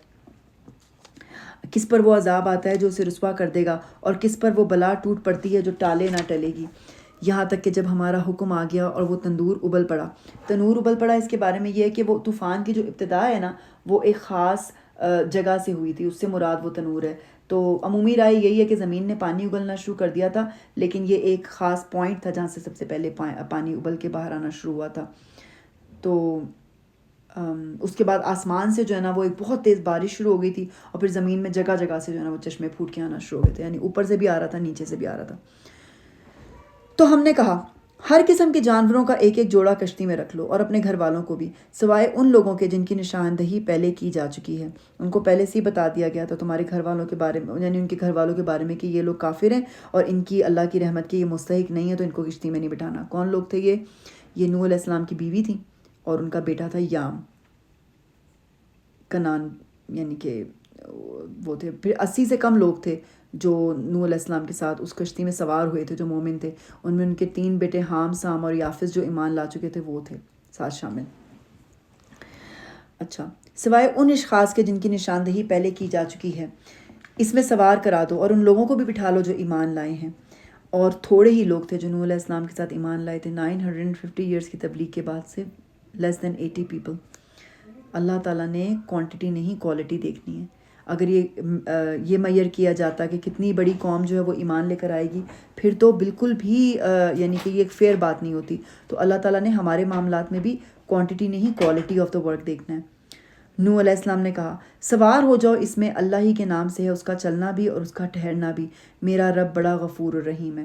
یہ جو دعا ہے بسم اللہ مجریہا مرساہا ان ربی لغفور الرحیم، یہ دعا کشتی اور سمندر کے سفر کے لیے خاص دعا ہے۔ آپ جہاز میں بھی پڑھ سکتے ہیں، ویسے ایئرپلین بھی اڑ ہی رہا ہوتا ہے نا، تو لیکن یہ خاص طور پہ کشتی کے سفر میں یہ ضرور پڑھیں۔ کشتی ان لوگوں کو لیے چلی جا رہی تھی، میں کچھ بھول تو نہیں رہی، ایک سیکنڈ، ہاں، گھر میں داخل ہوتے وقت بھی بسم اللہ پڑھیں، کیونکہ اللہ کا نام بابرکت ہے۔ رات کو بھی اسی طرح جب اپنے گھر کا دروازہ بند کریں تو بسم اللہ پڑھیں، بسم اللہ پڑھ کر لائٹ آف کریں۔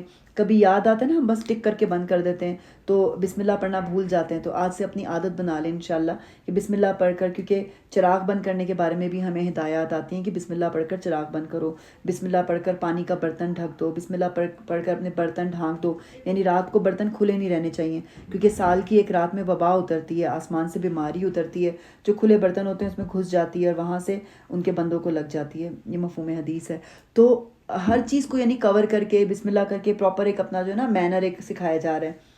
جس چیز پر بھی آپ بسم اللہ پڑھیں گے اللہ تعالیٰ اس میں برکت ڈال دے گا، اور خیر اور بھلائی جو ہے وہ اس کے ساتھ آئے گی۔ اچھا، کشتی ان لوگوں کو لیے چلی جا رہی تھی اور ایک ایک موج پہاڑ کی طرح اٹھ رہی تھی۔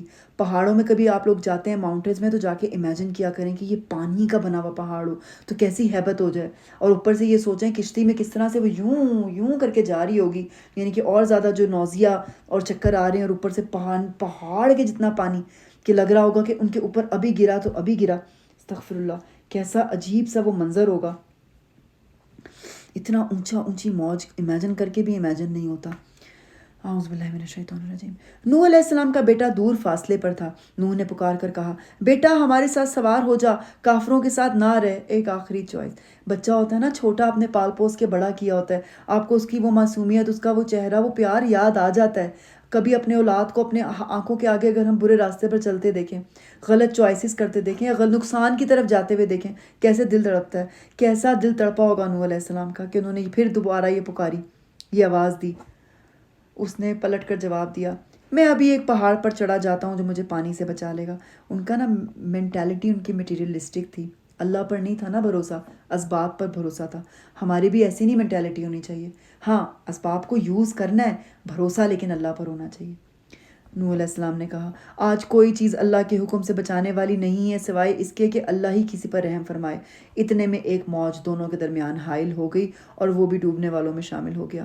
حکم ہوا اے زمین اپنا سارا پانی نگل جا اور اے آسمان رک جا، یعنی کہ اب یہ اس کے رکنے والے کے بعد کی بات آ رہی ہے کہ جب یہ اینڈ ہو گیا، سارا یہ پرابلم، سارا یہ طوفان تھا، ساری یہ آزمائش جو تھی، جب یہ اینڈ ہو گیا، جب کچھ عرصہ گزر گیا، جب سارے ڈوب گئے، تو یہ ایک دم سے نہیں ہوا کہ اللہ تعالیٰ کا جو بھی نظام ہے نا وہ ایسے نہیں ہوتا کہ اچانک سے چھک کر کے کچھ ہو، یہ گریجول ہوتا ہے، آہستہ آہستہ پانی بہت دن لگے، رس رس کر نیچے گیا، اور اس کے بعد جو ہے نا آہستہ آہستہ خشک ہوا، اور زمین جو ہے نا وہ کشتی جو ہے وہ جوردی پہاڑ پر ٹک گئی، اور جو پھر کہا گیا کہ ظالم جو ہے وہ اللہ کی رحمت سے دور ہیں۔ اچھا پڑھتے ہیں آگے، اعوذ باللہ من الشیطان الرجیم۔ حکم ہوا اے زمین اپنا سارا پانی نگل جا اور اے آسمان رک جا، چنانچہ پانی زمین میں بیٹھ گیا اور فیصلہ چکا دیا گیا، کشتی جودی پر ٹک گئی۔ جودی پہاڑ جو ہے وہ دستان کے علاقے میں جزیرہ ابن عمر کے شمال مشرقی جانب واقع ہے اور آج بھی جودی ہی کے نام سے مشہور ہے. بہرحال اور کہہ دیا گیا کہ دور ہوئی ظالموں کی قوم، یعنی زمین پاک ہو گئی، ان سے ختم ہو گئی، ہٹ گئی. کہتے ہیں کہ کوئی نیک انسان فوت ہوتا ہے نا تو اس کے فوت ہونے پر جس جگہ وہ نماز پڑھتا تھا، وہ زمین کا ٹکڑا جہاں وہ جاتا تھا، وہ سب بھی افسردہ ہوتے ہیں، اداس ہوتے ہیں، اس کے لیے دعا کرتے ہیں. اور اگر کوئی برا انسان فوت ہوتا ہے نا تو وہ ساری جگہ جہاں جہاں وہ گناہ کرتا تھا، گندے کام، وہ شکر ادا کرتے ہیں کہ اس سے ہماری جان چھٹی. اللہ تعالیٰ ہمیں ایسے لوگوں میں شامل فرما کہ جن کے مرنے پر زمین ہماری عبادت والی جگہ ہمیں مس کریں، وہ دکھی ہوں، ہمیں یاد کریں، وہ پتھر جہاں سے ہم گزرتے تھے، ہمارا ذکر وہ سنتے تھے، وہ یاد کریں. ایک اپنی عادت بنا لیں، اپنی لائف میں ویسے بھی فٹ رہنا اچھی بات ہے. ذکر واک کا نام ہی ذکر واک کر لیں، ذکر ٹائم کر لیں کہ میں اپنی ذکر واک پہ جا رہی ہوں، تاکہ دوسروں کے لیے بھی وہ ایک یاد کرنے کا ایک بہانہ ہو. چلتے پھرتے بھی آپ جو ہے اگر اپنی ذکر کرتے ہوئے جا رہے ہیں، سوچیں وہ سارے پتھر پتے بوٹے آپ کے گواہ بنیں گے، پھر آپ کو مس بھی کریں گے، آپ کے لیے دعا بھی کریں گے نا. آگے بڑھتے ہیں انشاءاللہ تعالیٰ. نوح علیہ السلام نے اپنے رب کو پکارا اور کہا، اے رب، میرا بیٹا میرے گھر والوں میں سے ہے اور تیرا وعدہ سچا ہے اور تو سب حاکموں سے بڑا اور بہتر حاکم ہے. کلیئرلی نہیں کہا، لیکن ایسے کہا، آپ نے کہا تھا نا کہ تمہارے ساتھ جو ایسوسیشن رکھنے والے لوگ ہیں ان کو میں بچا لوں گا، تو یہ تو میرے گھر والوں میں سے ہے. کیونکہ جو امتی ہوتے ہیں نا وہ نبی کے گھر والوں میں سے، یعنی کہ انہی کے ساتھ ایسوسیٹ کرتے ہیں نا. تو انہوں نے پھر ایک دو بار ٹرائی کی کہ کسی طرح شاید کوشچن نہیں کر رہے اللہ تعالیٰ کو کہ آپ نے کیوں نہیں بچایا، بلکہ اشارے میں ڈھکے چھپے انداز میں کہہ رہے ہیں نا، کہ بڑے ادب سے بات کر رہے ہیں کہ آپ نے کہا تھا کہ آپ کے گھر والے بچا لیے جائیں گے، تو اللہ سے بڑے ادب سے پوچھ رہے ہیں. تیرا وعدہ سچا ہے اور تو سب حاکموں سے بہتر حاکم ہے. کہ خون کا رشتہ ہے نا، لیکن خون کے رشتے بھی تبھی ہوتے ہیں جب ایمان کے رشتہ، جب ان میں ایمان ہو. اصل رشتہ نا ایمان کا رشتہ ہوتا ہے. جہاں پہ ایمان ختم ہو جاتا ہے وہاں سارے حسب نسب جو ہے نا وہ کٹ جاتے ہیں، ختم ہو جاتے ہیں. تو اللہ تعالیٰ آگے کیا فرمائیں گے کہ یہ آپ کے اہل میں سے نہیں تھا، حالانکہ بیٹا تھا، لیکن اللہ تعالیٰ کہہ رہے ہیں تمہارا بیٹا نہیں تھا، اس کے عمل اچھے نہیں تھے.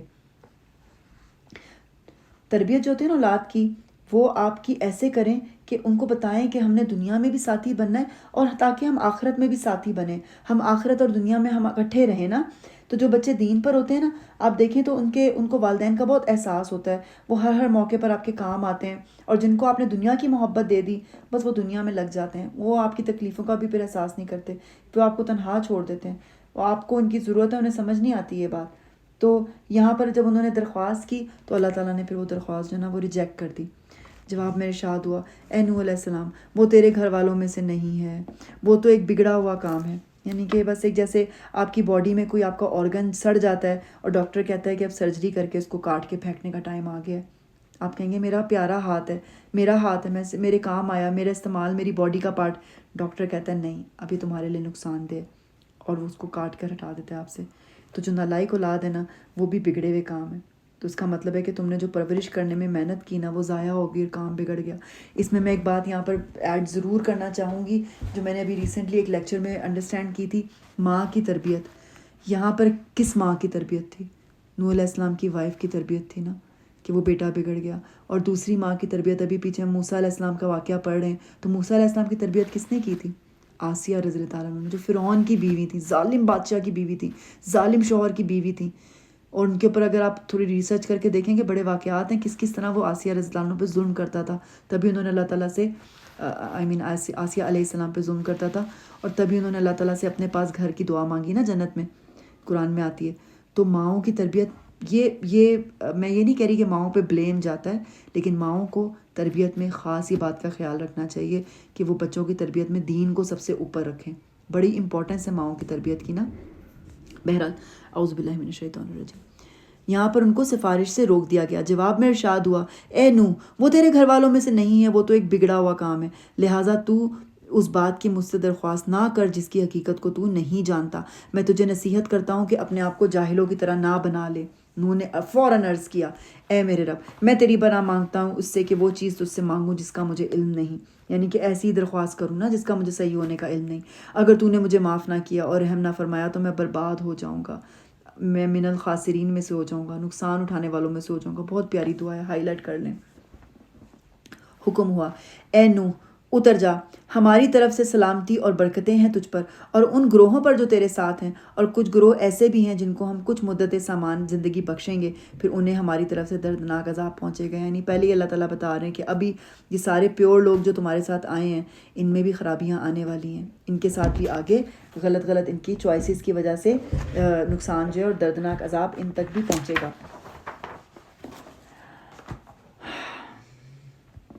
رسول صلی اللہ علیہ وسلم نے فرمایا کہ بے شک قیامت کے دن متقی لوگ میرے دوست ہوں گے، اگرچہ وہ نسب میں قریب تر ہوں یا نہ ہوں۔ قیامت کا دن تقوی والے میرے قریب ہوں گے، چاہے وہ میرے رشتہ دار بھی نہ ہوں۔ تو اگر ہم رسول صلی اللہ علیہ وسلم سے محبت رکھتے ہیں اور آپ کا ساتھ چاہتے ہیں آخرت میں، تو اس کے لیے تقوی شرط ہے۔ اپنے آپ کو تقوی والا بنائیں تو ہم ان کی فیملی میں سے ہوں گے، ان کے ساتھیوں میں سے ہوں گے اور ان کے پاس ہوں گے۔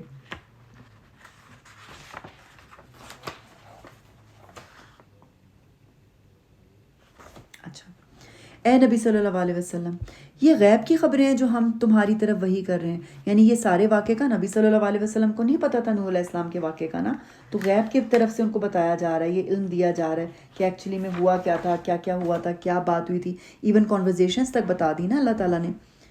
یہ غیب کی خبریں جو ہم تمہاری طرف وحی کر رہے ہیں، اس سے پہلے نہ تم ان کو جانتے تھے اور نہ تمہاری قوم، بس صبر کرو، انجام کار متقیوں ہی کے حق میں بہتر ہے۔ یعنی جس طرح سے نوح علیہ السلام اور اس کے ساتھیوں کو اینڈ میں فائدہ ہوا تھا آخرت میں، اسی طرح تمہیں اور تمہارے ساتھیوں کو بھی فائدہ ہوگا، تو بددل نہیں ہونا، اپنا کام کیے جاؤ۔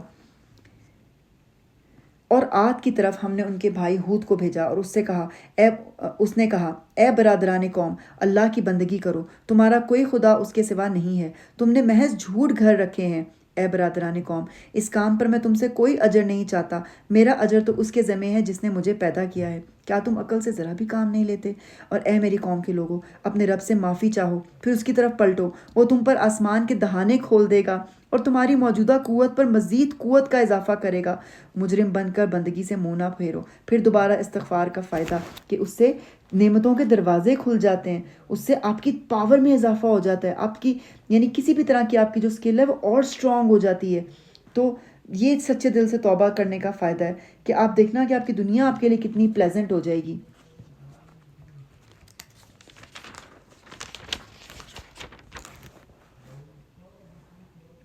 رسول صلی اللہ علیہ وسلم نے فرمایا، جو آدمی یہ بات پسند کرتا ہو کہ اس کا نامہ اعمال اس کو خوش کر دے تو اسے چاہیے کہ استغفار کی کثرت کر دے۔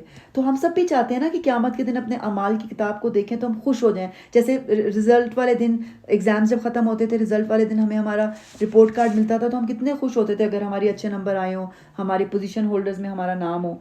تو وہ اس وقت ہوگی جب استغفار زیادہ ہوگا، کیونکہ استغفار سے کیا ہوتا ہے کہ مزید نیکیاں بھی لکھی جائیں گی اور گناہ جو ہوں گے وہ بھی مٹا دیے جائیں گے، تو صرف اچھائیاں ہی اچھائیاں آپ کے سامنے آپ کی رہ جائیں گی۔ تو یہ سب سے بیسٹ جو عقل مند لوگ ہیں نا وہ اس چیز سے بڑا سبق حاصل کریں اور اپنے آپ کو نا استغفار اپنے اوپر لازم کر لیں۔ انہوں نے جواب دیا، اے ہود، تو ہمارے پاس کوئی صریح شہادت لے کر نہیں آیا اور تیرے کہنے سے ہم اپنے معبودوں کو نہیں چھوڑ سکتے اور تجھ پر ہم ایمان لانے والے نہیں ہیں، یعنی کہ صرف تمہارے اس بات کی بنا پر ہم نہیں چھوڑیں گے۔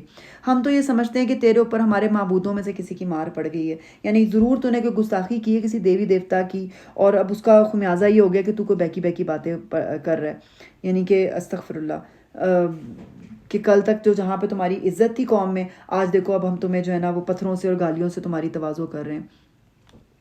ہود علیہ السلام نے کہا، میں اللہ کی شہادت پیش کرتا ہوں اور تم گواہ رہو کہ یہ جو اللہ کے سوا دوسروں کو تم نے خدائی میں شریک ٹھہرا رکھا ہے اس سے میں بیزار ہوں۔ تم سب کے سب مل کر میرے خلاف اپنی کرنی میں کسر نہ اٹھا رکھو، یعنی کھلا چیلنج دے رہے ہیں، یہ بھی ایک معجزہ ہے پہلے کی طرح، اور مجھے ذرا مہلت نہ دو۔ میرا بھروسہ اللہ پر ہے جو میرا رب بھی ہے اور تمہارا رب بھی ہے، کوئی جاندار ایسا نہیں ہے جس کی پیشانی اس کے ہاتھ میں نہ ہو، بے شک میرا رب سیدھی راہ پر ہے۔ اگر تم منہ پھیرتے ہو تو پھیر لو، جو پیغام دے کر میں تمہاری طرف بھیجا گیا تھا وہ میں تم کو پہنچا چکا ہوں۔ اب میرا رب تمہاری جگہ دوسری قوم کو اٹھائے گا اور تم اس کا کچھ نہ بگاڑ سکو گے، یقیناً میرا رب ہر چیز پر نگران ہے۔ تو آپ یہ بات دیکھیں کہ اللہ کے کنٹرول میں ہے، وہ چھوڑے گا تو ہی کوئی کسی کو نقصان دے سکے گا، اگر وہ اذن نہ دے تو کوئی کسی کو نقصان بھی نہیں پہنچا سکتا۔ کیسا زبردست توکل ہے انبیاء کا، ہمیں بھی اپنے لیے جو ہے نا وہ یہ توکل مانگنا چاہیے۔ پھر جب ہمارا حکم آ گیا تو ہم نے اپنی رحمت سے ہود علیہ السلام کو اور ان لوگوں کو جو اس کے ساتھ ایمان لائے تھے نجات دے دی اور ایک سخت عذاب سے انہیں بچا لیا۔ یہ ہیں عاد، اپنے رب کی آیات سے انہوں نے انکار کیا، اس کے رسولوں کی بات نہ مانی اور ہر جبار دشمن حق کی پیروی کرتے رہے. یعنی کہ طاقت کا جو ہر معاشرے میں نا طاقت کا سمبل بنا دیا گیا ہے کہ جو بھی کوئی گالیاں دے، فائٹ کرے، فائٹر ہو، لوگ اس کو فالو کرتے ہیں. نیکی جو ہے نا اس کو کمزوری کی نشانی سمجھا جاتا ہے. کہتے ہیں نا کہ نیک اس لیے بنا ہوا ہے کہ کچھ کر نہیں سکتا، اس میں پاور ہی نہیں ہے نا، کوئی دم ہوتا تو کچھ کر کے دکھاتا. اسلام کیا کہتا ہے؟ اصل طاقتور وہ ہے جو غصے کو قبول کر لے. یہ دیکھیں آپ نے اپنی اولاد کی تربیت کیسی کرنی ہے. ہمارے کلچر کے اندر ہے، وہ اسکول کے اندر سکھاتے ہیں جو تمہیں مارے اس کو اس سے ڈبل مار کے آؤ. نہیں، یہ غلط طریقہ ہم اپنے بچوں کو سکھا رہے ہیں. ہمیں تقویٰ سکھانا ہے، ہمیں اللہ کا ڈر سکھانا ہے، ہمیں اپنے غصے کو کنٹرول کرنا سکھانا ہے. کیونکہ اسی طرح پاور کا ایبیوز ہوتا ہے. آپ اپنے آپ کو کوئی اور ہی شے سمجھنے لگ جاتے ہو اپنی فیملی کی بیس پہ یا اپنی فزیکل اسٹرینتھ کی بیس پہ. ایسی تربیت نہیں کرنی ہے ہم نے اپنے بچوں کی. ہمیں ان کو اصل طاقت سکھانی ہے، غصے کو کنٹرول کرنے والا. فزیکلی بھی اسٹرانگ بنانا ہے، لیکن وہ اسٹرینتھ کہاں پہ یوز ہوگی؟ کمزوروں کے حق میں، ان کے خلاف نہیں. بہرحال اعوذ باللہ من الشیطان الرجیم. اور ہر جبار دشمن حق کی پیروی کرتے رہے. آخرکار اس دنیا میں بھی ان پر پھٹکار پڑی اور قیامت کے روز بھی. سنو، یعنی قیامت کے روز بھی ان کے لیے بڑا انسلٹنگ جو ہے نا، انسلٹ ان کے لیے ویٹ کر رہی ہے. کوئی عزت ان کے لیے وہاں ویٹ نہیں کر رہی ہے. سنو، عاد نے اپنے رب سے کفر کیا. سنو، دور پھینک دیے گئے عاد، ہود کی قوم کے لوگ، ختم ہو گئے عاد. اور سمود کی طرف ہم نے ان کے بھائی صالح علیہ السلام کو بھیجا. اس نے کہا، اے میری قوم کے لوگو، اللہ کی بندگی کرو، اس کے سوا تمہارا کوئی خدا نہیں ہے. وہی ہے جس نے تم کو زمین سے پیدا کیا اور یہاں تم کو بسایا. لہٰذا تم اس سے معافی چاہو اور اس کی طرف پلٹ آؤ. یقیناً تمہارا رب قریب ہے اور وہ دعاؤں کا جواب دینے والا ہے. یعنی کہ ایک چھوٹے سے سینٹنس سے اللہ تعالیٰ نے شرک کا، جو اللہ تعالیٰ کے نبی حضرت صالح نے جو شرک کے سارے کاروبار کی جڑ کاٹ دی. تو آپ دیکھ رہے ہیں کتنے پیارے طریقے سے جو انبیاء کے بیان آ رہے ہیں، کتنے پیاری باتیں انہوں نے اپنے رب کے بارے میں انٹروڈکشنز دیے، بتایا، کتنے اچھے طریقے سے دیا. اچھا، لہٰذا تم اس سے معافی چاہو اور اس کی طرف پلٹ آؤ. تو اس کے بارے میں نبی صلی اللہ علیہ وسلم نے فرمایا ہے، ایک سیکنڈ، کہ بندہ تمام اوقات سے زیادہ پچھلی رات میں رب کے قریب ہوتا ہے سحری کے وقت. بس اگر ہو سکے تم سے تو اس گھڑی میں اللہ کو یاد کرنے والوں میں سے بن جاؤ. اور یعنی اپنے اوپر لازم کر لو نا رات کے آخری تہائی حصے میں اللہ کو پکارنا. اچھا، آگے بڑھتے ہیں. انہوں نے کہا، اے صالح، اس سے پہلے تو ہمارے درمیان ایسا شخص تھا جس سے ہماری بڑی توقعات وابستہ تھیں. یعنی کہ ہمارا تو خیال تھا کہ تم اپنی قوم کا نام روشن کرو گے، بڑی پوٹینشیل تھی تمہارے اندر. تم نے اچانک ہی باتیں کرنا شروع کر دی ہیں. تو ہم تو تمہیں بڑا بریلینٹ انسان سمجھتے تھے، تو اب تم نے یہ کیا باتیں شروع کر دی ہیں ہمارے سامنے؟ تو کیا تو ہمیں ان معبودوں کی پرستش سے روکنا چاہتا ہے جن کی پرستش ہمارے باپ دادا کرتے تھے؟ تو جس طریقے کی طرف ہمیں بلا رہا ہے اس کے بارے میں ہم کو سخت شبہ ہے، جس نے ہمیں خلجان میں ڈال دیا ہے. صالح علیہ السلام نے کہا، اے برادران قوم، تم نے کچھ اس بات پر غور بھی کیا ہے کہ اگر میں اپنے رب کی طرف سے ایک صاف شہادت رکھتا تھا، پھر اس نے اپنی رحمت سے بھی مجھ کو اور نواز دیا، تو اس کے بعد اللہ کی پکڑ سے مجھے کون بچائے گا اگر میں اس کی نافرمانی کروں؟ تو میرے کس کام آ سکتے ہو سوائے اس کے کہ مجھے اور زیادہ نقصان میں ڈال دو. اے میری قوم کے لوگوں، دیکھو، یہ اللہ کی اونٹنی تمہارے لیے ایک نشانی ہے. اسے خدا کی زمین میں چڑھنے کے لیے آزاد چھوڑ دو. اس سے ذرا تعرض نہ کرنا، ورنہ کچھ زیادہ دیر نہ گزرے گی کہ تم پر خدا کا عذاب آ جائے گا. یہ واقعہ میں آپ کو پہلے بھی بتا چکی ہوں کہ اونٹنی کس طرح سے جو ہے وہ آئی، اور اونٹنی کو مارا ایک آدمی نے، لیکن پوری قوم مجرم قرار پائی. کیوں؟ کیونکہ وہ سب اگری کرتے تھے، کسی نے روکا نہیں تھا نا ان کو. جو اگری کرتے تھے وہ سارے اس کے اندر شامل ہوئے تھے، اور عذاب میں بھی وہ سب شامل ہوئے تھے. اچھا، رسول جو ہوتے ہیں نا وہ ہر معاشرے کے وہ کریم کے لوگ ہوتے ہیں، یعنی بڑے بڑے ایکنالج لوگ ہوتے ہیں. ان کا کیریکٹر سب کے سامنے پہلے سے ہی ہوتا ہے. کسی ان نون بندے کو اٹھا کے رسول نہیں بنا دیا جاتا. رسول وہی چوز کیے جاتے ہیں کہ جن کا پہلے سے سب لوگوں کو پتہ ہوتا ہے کہ یہ کیسے، ان کا اخلاق کیسا تھا، صادق تھے، امین تھے. جیسے نبی صلی اللہ علیہ وسلم کو لقب تھے صادق اور امین، ان کو لوگ پہلے اسی طرح بولتے تھے نا. مگر انہوں نے اونٹنی کو مار ڈالا. اس پر صالح علیہ السلام نے ان کو خبردار کر دیا. اب یہاں پہ مارا ایک آدمی نے تھا، لیکن الزام بھی سب پہ آ رہا ہے کہ انہوں نے اونٹنی کو مار ڈالا. بس اب 3 دن اپنے گھروں میں بس اور رہ بس لو. یہ ایک ایسی میعاد ہے جو جھوٹی ثابت نہ ہوگی. یعنی پہلے ہی بتا دیا، شاید پھر توبہ کر لیں.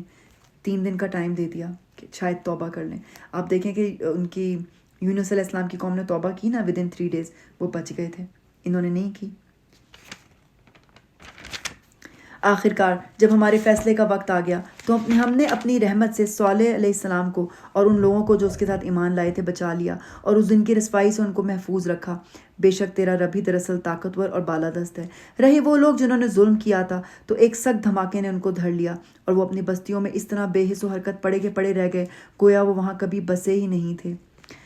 سنو، سمود نے اپنے رب سے کفر کیا۔ سنو، دور پھینک دیے گئے سمود کہاں ہیں؟ کہاں ان کے آثار بھی کہاں ہیں؟ ختم ہوگی وہ قوم کہ ذلت کے ساتھ، اور اب آخرت میں بھی وہ پھر عذاب کو بھگتیں گے اپنی۔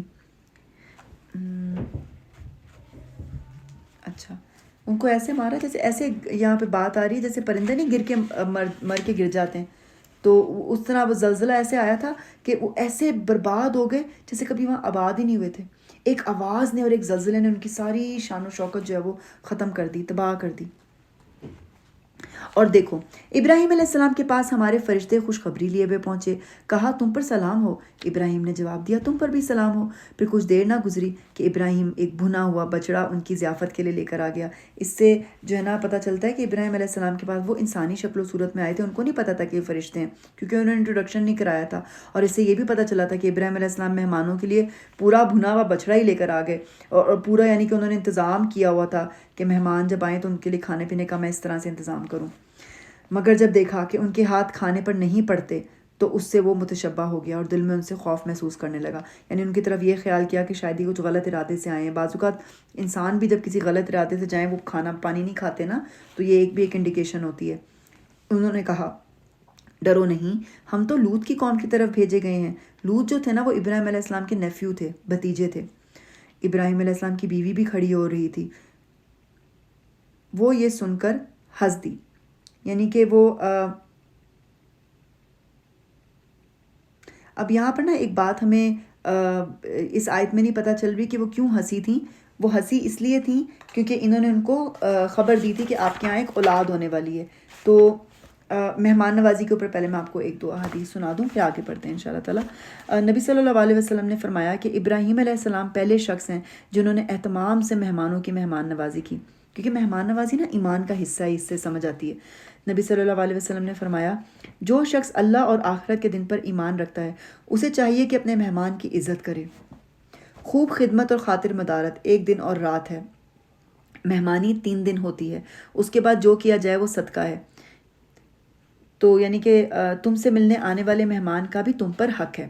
آپ صلی اللہ علیہ وسلم نے فرمایا اس شخص میں کوئی خیر نہیں جو مہمان نوازی نہیں کرتا، یعنی یہ نہیں کہا جا رہا کہ 3 دن کے بعد ان کو گھر سے نکال دو، 3 دن تک آپ کو مہمان نوازی کا ثواب ملے گا، اس کے بعد آپ جو کریں وہ آپ کو اس کا صدقے کا ثواب ملے گا۔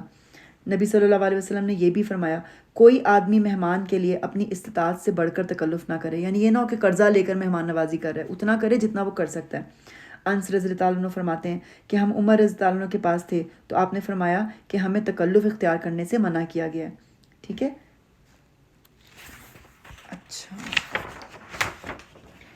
تو اب انہوں نے آ کے ان کو کیا کہا، ان کو نا بچے کی خوشخبری دی نا فرشتوں نے۔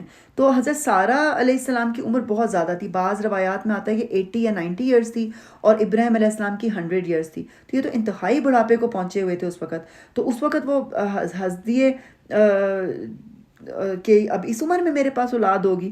تو دونوں میننگز کے اندر یہ میننگ جاتا ہے، ایک تو یہ کہ تعجب کے اندر فطری ریاکشن تھا کہ کیا میں نے اب بچہ پیدا کرنا ہے، کیا ہنسی کی بات ہو رہی ہے، اور دوسرا یہ کہ خوشی کی بات بھی تھی کہ کیونکہ یہ اللہ کے نبی تھے اور ان کے بیوی تھی، ان کو پکا یقین تھا اللہ کی بات پہ، فرشتے جھوٹ تو نہیں بول رہے آ کے، تو ان کو خوشی بھی کہ اب ہمارے یہاں اولاد ہوگی اور ہمیں اس عمر میں اللہ تعالیٰ جو اس نعمت سے نوازے گا۔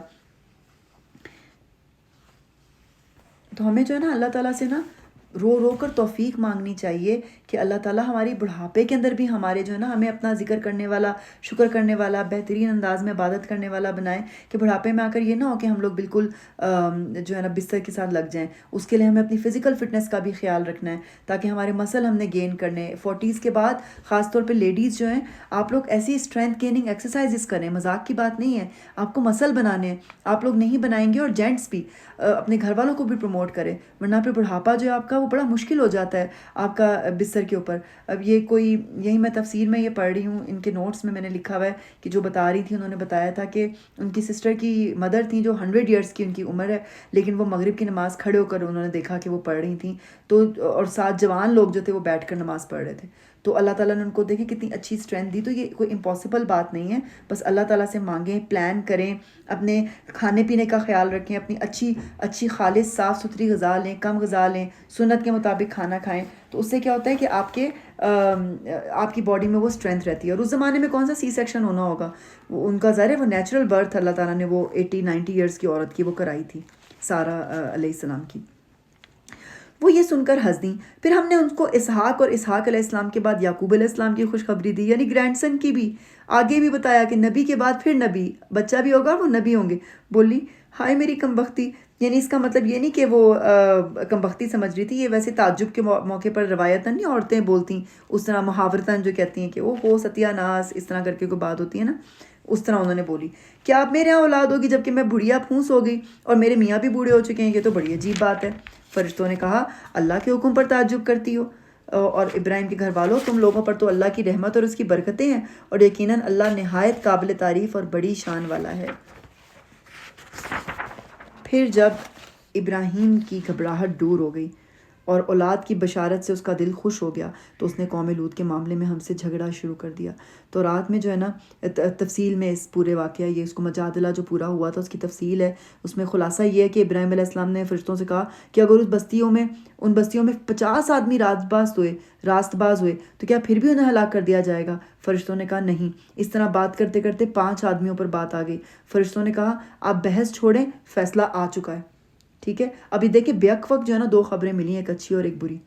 حقیقت میں ابراہیم بڑا حلیم اور نرم دل آدمی تھا اور ہر حال میں ہماری طرف رجوع کرتا تھا. آخر کار ہمارے فرشتوں نے اس سے کہا اے ابراہیم اس سے باز آ جاؤ, تمہارے رب کا حکم ہو چکا ہے اور اب ان لوگوں پر وہ عذاب آ کر رہے گا جو کسی کے پھیرے نہیں پھر سکتا. یہ دیکھیں نا, ہمیں یہ قرآن سے یہ پتہ چلتا ہے کہ ابراہیم علیہ السلام نے کی کوئی ایسی واقعہ ہمیں نہیں پتہ چلتا جہاں انہوں نے اپنی قوم کو کہا ہو کہ تم نہیں مانو گے تو تم پہ عذاب آئے گا. تو انہوں نے اس چیز سے ڈیل نہیں نہ کیا, ان کو اس چیز میں نہیں اللہ تعالیٰ نے ڈالا. ان کی آزمائش, ان کی زندگی, ان کی تبلیغ اور قسم کی تھی, لیکن لوط علیہ السلام کی تبلیغ پھر اور قسم کی تھی. بڑا خوفناک واقعہ ہوتا ہے کہ جب یہ عذاب کا حکم آ جائے. اور جب ہمارے فرشتے لوط کے پاس پہنچے تو ان کی آمد سے وہ بہت گھبرایا اور دل تنگ ہوا اور کہنے لگا آج بڑا مصیبت کا دن ہے, کیونکہ بڑی خوبصورت نوجوانوں کی شکل میں ان کے پاس پہنچے تھے نا. تو وہ ان کو پتہ تھا کہ یہ اتنے ینگ لڑکوں کو دیکھ کر میری اتنی بد کردار اور بے حیا میری قوم ہو چکی ہوئی ہے, تو وہ کیسے ریئیکٹ کرے گی, وہ کیا کرے گی, ان کو آئیڈیا تھا. تو بہت گھبرایا اور دل تنگ ہوا اور کہنے لگا آج بڑا مصیبت کا دن ہے. ان مہمانوں کا آنا تھا, اس کی قوم کے لوگ بے اختیار اس کے گھر کی طرف دوڑ پڑے, یعنی کہ ایسے بے اختیار, یعنی خوشی ان کی کنٹرول ہی نہیں ہو رہی تھی اس برائی کو کرنے کے لیے. کہتے ہیں نا کیا ورڈ ہوتا ہے وہ, میرے دماغ سے نکل گیا, جو خوشی میں انسان جو ہے نا پاگل ہو کے ایک دم سے جب وہ ریئیکٹ کرتا ہے. بہرحال اعوذ باللہ من الشیطان الرجیم, بے اختیار ان کے گھر کی طرف جو ہے وہ دوڑ پڑے. پہلے سے وہ ایسی ہی بدکاریوں کے خوگر تھے.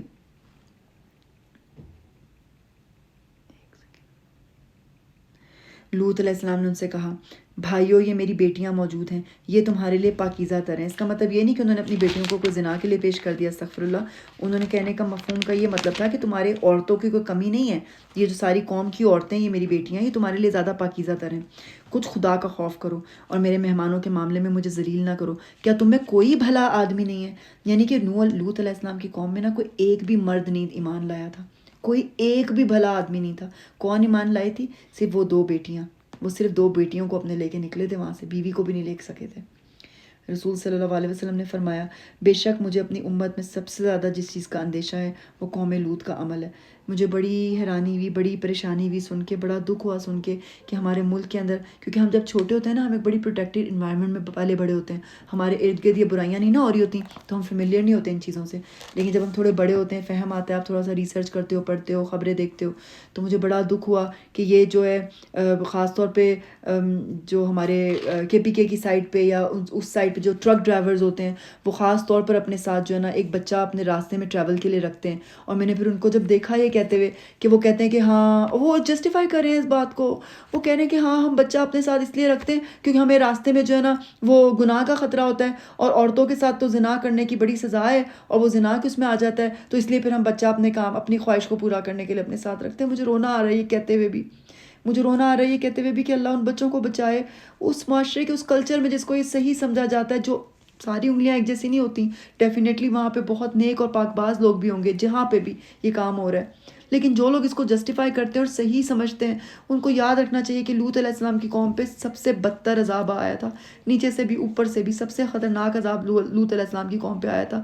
آپ کے ارد گرد میں اگر کہیں پہ آپ کے کام یہ ہو رہا ہے یا کہیں، تو آپ لوگوں کا کام ہے کہ یہ کام میسج اللہ کا آگے پہنچائیں. نہیں روک سکتے، روکنے کی طاقت نہیں رکھتے، تو کم از کم یہ پیغام آگے عام کریں، اپنے بچوں کو یہ تربیت دیں کہ ان کو پتہ ہو کہ کتنی مکروہ چیز ہے یہ، کتنی گندی چیز ہے یہ، جو کہ اللہ تعالیٰ کو سخت ناپسند ہے. اعوذ باللہ من الشیطان الرجیم. کیا تمہیں کوئی بھلا آدمی نہیں؟ انہوں نے جواب دیا، تجھے تو معلوم ہی ہے کہ تیری بیٹیوں میں ہمارا کوئی حصہ نہیں، یعنی کہ ہمیں کوئی انٹرسٹ نہیں ہے، اور تو یہ بھی جانتا ہے کہ ہم چاہتے کیا ہیں. لوط علیہ السلام نے کہا، کاش میرے پاس اتنی طاقت ہوتی کہ میں تمہیں سیدھا کر دیتا، یا کوئی مضبوط سہارا ہی ہوتا کہ اس کی پناہ لیتا. یعنی 100% پوری قوم انوالو تھی. اس کا بالکل بھی یہ مطلب نہیں ہے، نبی یہ نہیں کہہ رہے کہ ظاہر سی بات ہے اللہ تعالیٰ کا سہارا ان کے ساتھ تھا اور ان کو پتہ تھا کہ وہ اللہ تعالیٰ کی پروٹیکشن میں ہے، لیکن یہ صرف یہ ایک وقتی جذبات کے اندر جو ہے نا وہ یہ بات کہہ رہے ہیں. جو پینک آ کے انسان جو ہے نا یہ بولتا ہے کہ میں کہاں پر چھپا لوں ان لوگوں کو، یا کس طرح سے میں پروٹیکٹ کروں. تب فرشتوں نے اس سے کہا، اے لوط، ہم تیرے رب کے بھیجے ہوئے فرشتے ہیں، یہ لوگ تیرا کچھ نہ بگاڑ سکیں گے، بس تو کچھ رات رہے، اپنے اہل و عیال کو لے کر نکل جا، اور دیکھو تم میں سے کوئی شخص پیچھے پلٹ کر نہ دیکھے، مگر تیری بیوی ساتھ نہیں جائے گی، کیونکہ اس پر بھی وہی کچھ گزرنے والا ہے جو ان لوگوں پر گزرنا ہے. ان کی تباہی کے لیے صبح کا وقت مقرر ہے، صبح ہوتے اب دیر ہی کتنی ہے. کہتے ہیں کہ ان کی بیوی نے انفارم کیا تھا قوم کو کہ ہمارے پاس یہ ینگ لڑکیاں ہیں. وہ کرتی خود نہیں کرتی تھیں، وہ کریکٹر برا نہیں تھا ان کا، لیکن وہ منع نہیں کرتی تھی، وہ سپورٹ کرتی، کرنے دو جو یہ کر رہے ہیں، وہ روکتی نہیں تھیں. پھر جب ہمارے فیصلے کا وقت آ پہنچا تو ہم نے اس بستی کو تل پٹ کر دیا اور اس پر پکی ہوئی مٹی کے تابڑ توڑ پتھر برسائے، جن میں سے ہر پتھر تیرے رب کے ہاں نشان زدہ تھا، اور ظالموں سے یہ سزا کچھ دور نہیں ہے. یعنی ابھی بھی ان پر یہ عذاب نازل ہو سکتا ہے. وہ گیلی مٹی کے پتھر جو دھوپ میں یا بھٹی میں رکھ کر پختہ ہو جاتے ہیں نا، اینٹ بن جاتی ہے، اس طرح کے پتھر تھے، اور اس طرح آئے تھے جیسے کلاشن کوف کی فائرنگ ہوتی ہے، ٹر ٹر ٹر ٹر کر کے گرے تھے وہ ان کے اوپر، اور ہر پتھر نشان زدہ تھا. اس کو پتہ تھا کہ یہ میں نے کس کو جا کے لگنا ہے.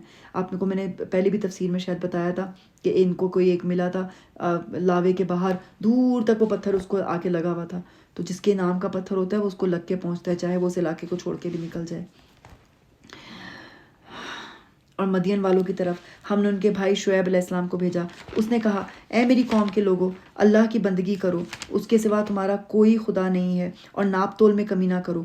آج میں تم کو اچھے حال میں دیکھ رہا ہوں، یعنی کہ تم کو تو ضرورت بھی نہیں ہے، تم مالدار لوگ ہو، تمہیں اس کی ضرورت نہیں ہے جو تم یہ حرکتیں کر رہے ہو، مگر مجھے ڈر ہے کہ کل تم پر ایک ایسا دن آئے گا جس کا عذاب سب کو گھیر لے گا.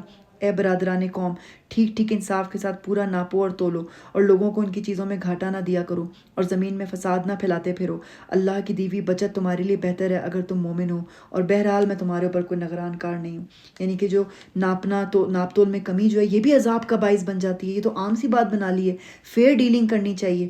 شعیب علیہ السلام کی قوم کا ایک اور بھی گناہ یہ تھا کہ وہ لوگوں کے روڈ کو روک کے ٹیکسز لیتے تھے ان سے، ان کو بلا وجہ کے ٹیکسیشنز انہوں نے وہاں پہ لگائے تھے. انہوں نے جواب دیا، اے شعیب، کیا تیری نماز تجھے یہ سکھاتی ہے کہ ہم ان سارے معبودوں کو چھوڑ دیں جس کی پرستش ہمارے باپ دادا کرتے تھے؟ سوچیں ذرا کیا ٹونٹ کر رہے ہیں، استغفر اللہ. کہ یعنی کہ اگر تمہاری دیکھیں نماز جو ہوتی ہے نا، واقعی نماز ہے نا، تو پھر وہ آپ کو سکھاتی ہے نہیں عن المنکر کا جذبہ، وہ نمازیوں کے اندر پیدا ہوتا ہے، لیکن یہ اس کو اور ہی جو ہے نا وہ ٹونٹ کر رہے ہیں. یا یہ کہ ہم کو اپنے مال میں اپنی منشا کے مطابق تصرف، یعنی کہ خرچ کرنے کا اختیار نہ ہو. یہ جو ہوتا ہے نا سیکرڈ رائٹ آف اونرشپ کا کانسیپٹ، یہ اسلام میں نہیں ہوتا. اسلام کہتا ہے ایوری تھنگ بلانگس ٹو اللہ. یہ کہتے تھے ہماری چیز ہے، ہم اپنی مرضی کے مطابق خرچ نہیں کر سکتے. بس تو ہی ایک عالی ظرف اور راست بات آدمی رہ گیا ہے. یعنی کہ وہ اپنی طرف سے نا self appointed keepers of morality تھے. ان کو یہ ہو رہا تھا کہ بس تم ہی سیدھے سچے رہ گئے ہو، ہمیں جیسے کچھ بھی نہیں پتا. شعیب علیہ السلام نے کہا، بھائیو تم خود ہی سوچو. یہ دیکھیں یہ بھی ایک تبلیغ کا ایک اسپیکٹ سکھایا جا رہا ہے کہ ان کو سوچنے میں مجبور کیا جائے. ان کو بولیں، اگزامپل دے کے کہ تم ذرا کمپیئر کرو رائٹ اور رانگ کو. اگر میں اپنے رب کی طرف سے ایک کھلی شہادت پر تھا اور پھر اس نے مجھے اپنے ہاتھ سے ایک اچھا رزق بھی عطا کیا، تو اس کے بعد میں تمہاری گمراہیوں اور حرام خوریوں میں تمہارے شریک حال کیسے ہو سکتا ہوں؟ میں ہرگز یہ نہیں چاہتا کہ جن باتوں سے میں تم کو روکتا ہوں ان کا خود ارتکاب کروں۔ میں تو اصلاح کرنا چاہتا ہوں جہاں تک بھی میرا بس چلے، اور یہ جو کچھ میں کرنا چاہتا ہوں اس کا سارا انحصار اللہ کی توفیق پر ہے، اور اسی پر میں نے بھروسہ کیا، اور ہر معاملے میں اسی کی طرف رجوع کرتا ہوں۔ اے برادران قوم، میرے خلاف تمہاری ہٹ درمی کہیں یہ نوبت نہ پہنچا دے کہ آخر تم پر بھی وہ عذاب آ کر رہے جو نوح علیہ السلام یا ہود علیہ السلام یا صالح علیہ السلام کی قوم پر آیا تھا۔ اور لوط علیہ السلام کی قوم تو تم سے کچھ زیادہ دور بھی نہیں ہے، یعنی کہ تم لوگ ان کو گزرتے ہوئے بھی دیکھتے ہو، اور پچھلے زمانے قریب کے زمانے میں ہی وہ گزری ہے، تم لوگوں کو پتہ ہے اس کے واقعے کا۔ دیکھو، اپنے رب سے معافی مانگو، استغفار کرو، اس کی طرف پلٹ آؤ، بے شک میرا رب رحیم ہے اور اپنی مخلوق سے محبت کرتا ہے، یعنی توبہ کرنے کے بعد پہلے سے بڑھ کر محبت کرتا ہے۔ انہوں نے جواب دیا، اے شعیب، تیری بہت ساری باتیں تو ہماری سمجھ میں نہیں آتی، یعنی کہ دین کی باتیں سمجھنے کے لیے نا سینہ کھولنا پڑتا ہے، عقل کھولنی پڑتی ہے، ہر ایک کو نہیں سمجھ آتی یہ باتیں۔ اللہ ہمارے سینے کھولے، اس لیے ہم رب اشرح لی صدری کی دعا پڑھتے ہیں، اور ہم دیکھتے ہیں کہ تو ہمارے درمیان ایک بے زور آدمی ہے، تیری برادری نہ ہوتی نا تو ہم تجھے کب کا سنسار کر چکے ہوتے، تیرا بلبوتا اتنا نہیں ہے کہ ہم پر بھاری ہو۔ یعنی کہ ان کو جو ہے کوئی شرم نہیں آ رہی ہے، ان کو صرف یہی وہ بتا رہے ہیں کہ بس تمہاری فیملی کی وجہ سے ہم تمہیں نہ ورنہ مار چکے ہوتے۔ شعیب علیہ السلام نے کہا، بھائیو، کیا میری برادری تم پر اللہ سے زیادہ بھاری ہے کہ تم نے برادری کا خوف کر لیا اور اللہ کو بالکل پس پش ڈال دیا؟ جان رکھو، جو کچھ تم کر رہے ہو وہ اللہ کی گرفت سے باہر نہیں ہے۔ اے میری قوم کے لوگوں، تم اپنے طریقے پر کام کیے جاؤ، میں اپنے طریقے پر کرتا رہوں گا، جلدی ہی تمہیں معلوم ہو جائے گا کہ کس پر ذلت کا عذاب آتا ہے اور کون جھوٹا ہے۔ تم انتظار کرو اور میں بھی تمہارے ساتھ چشم برا ہوں، یعنی کہ میں بھی جو ہے وہ دیکھ رہا ہوں اور انتظار کر رہا ہوں۔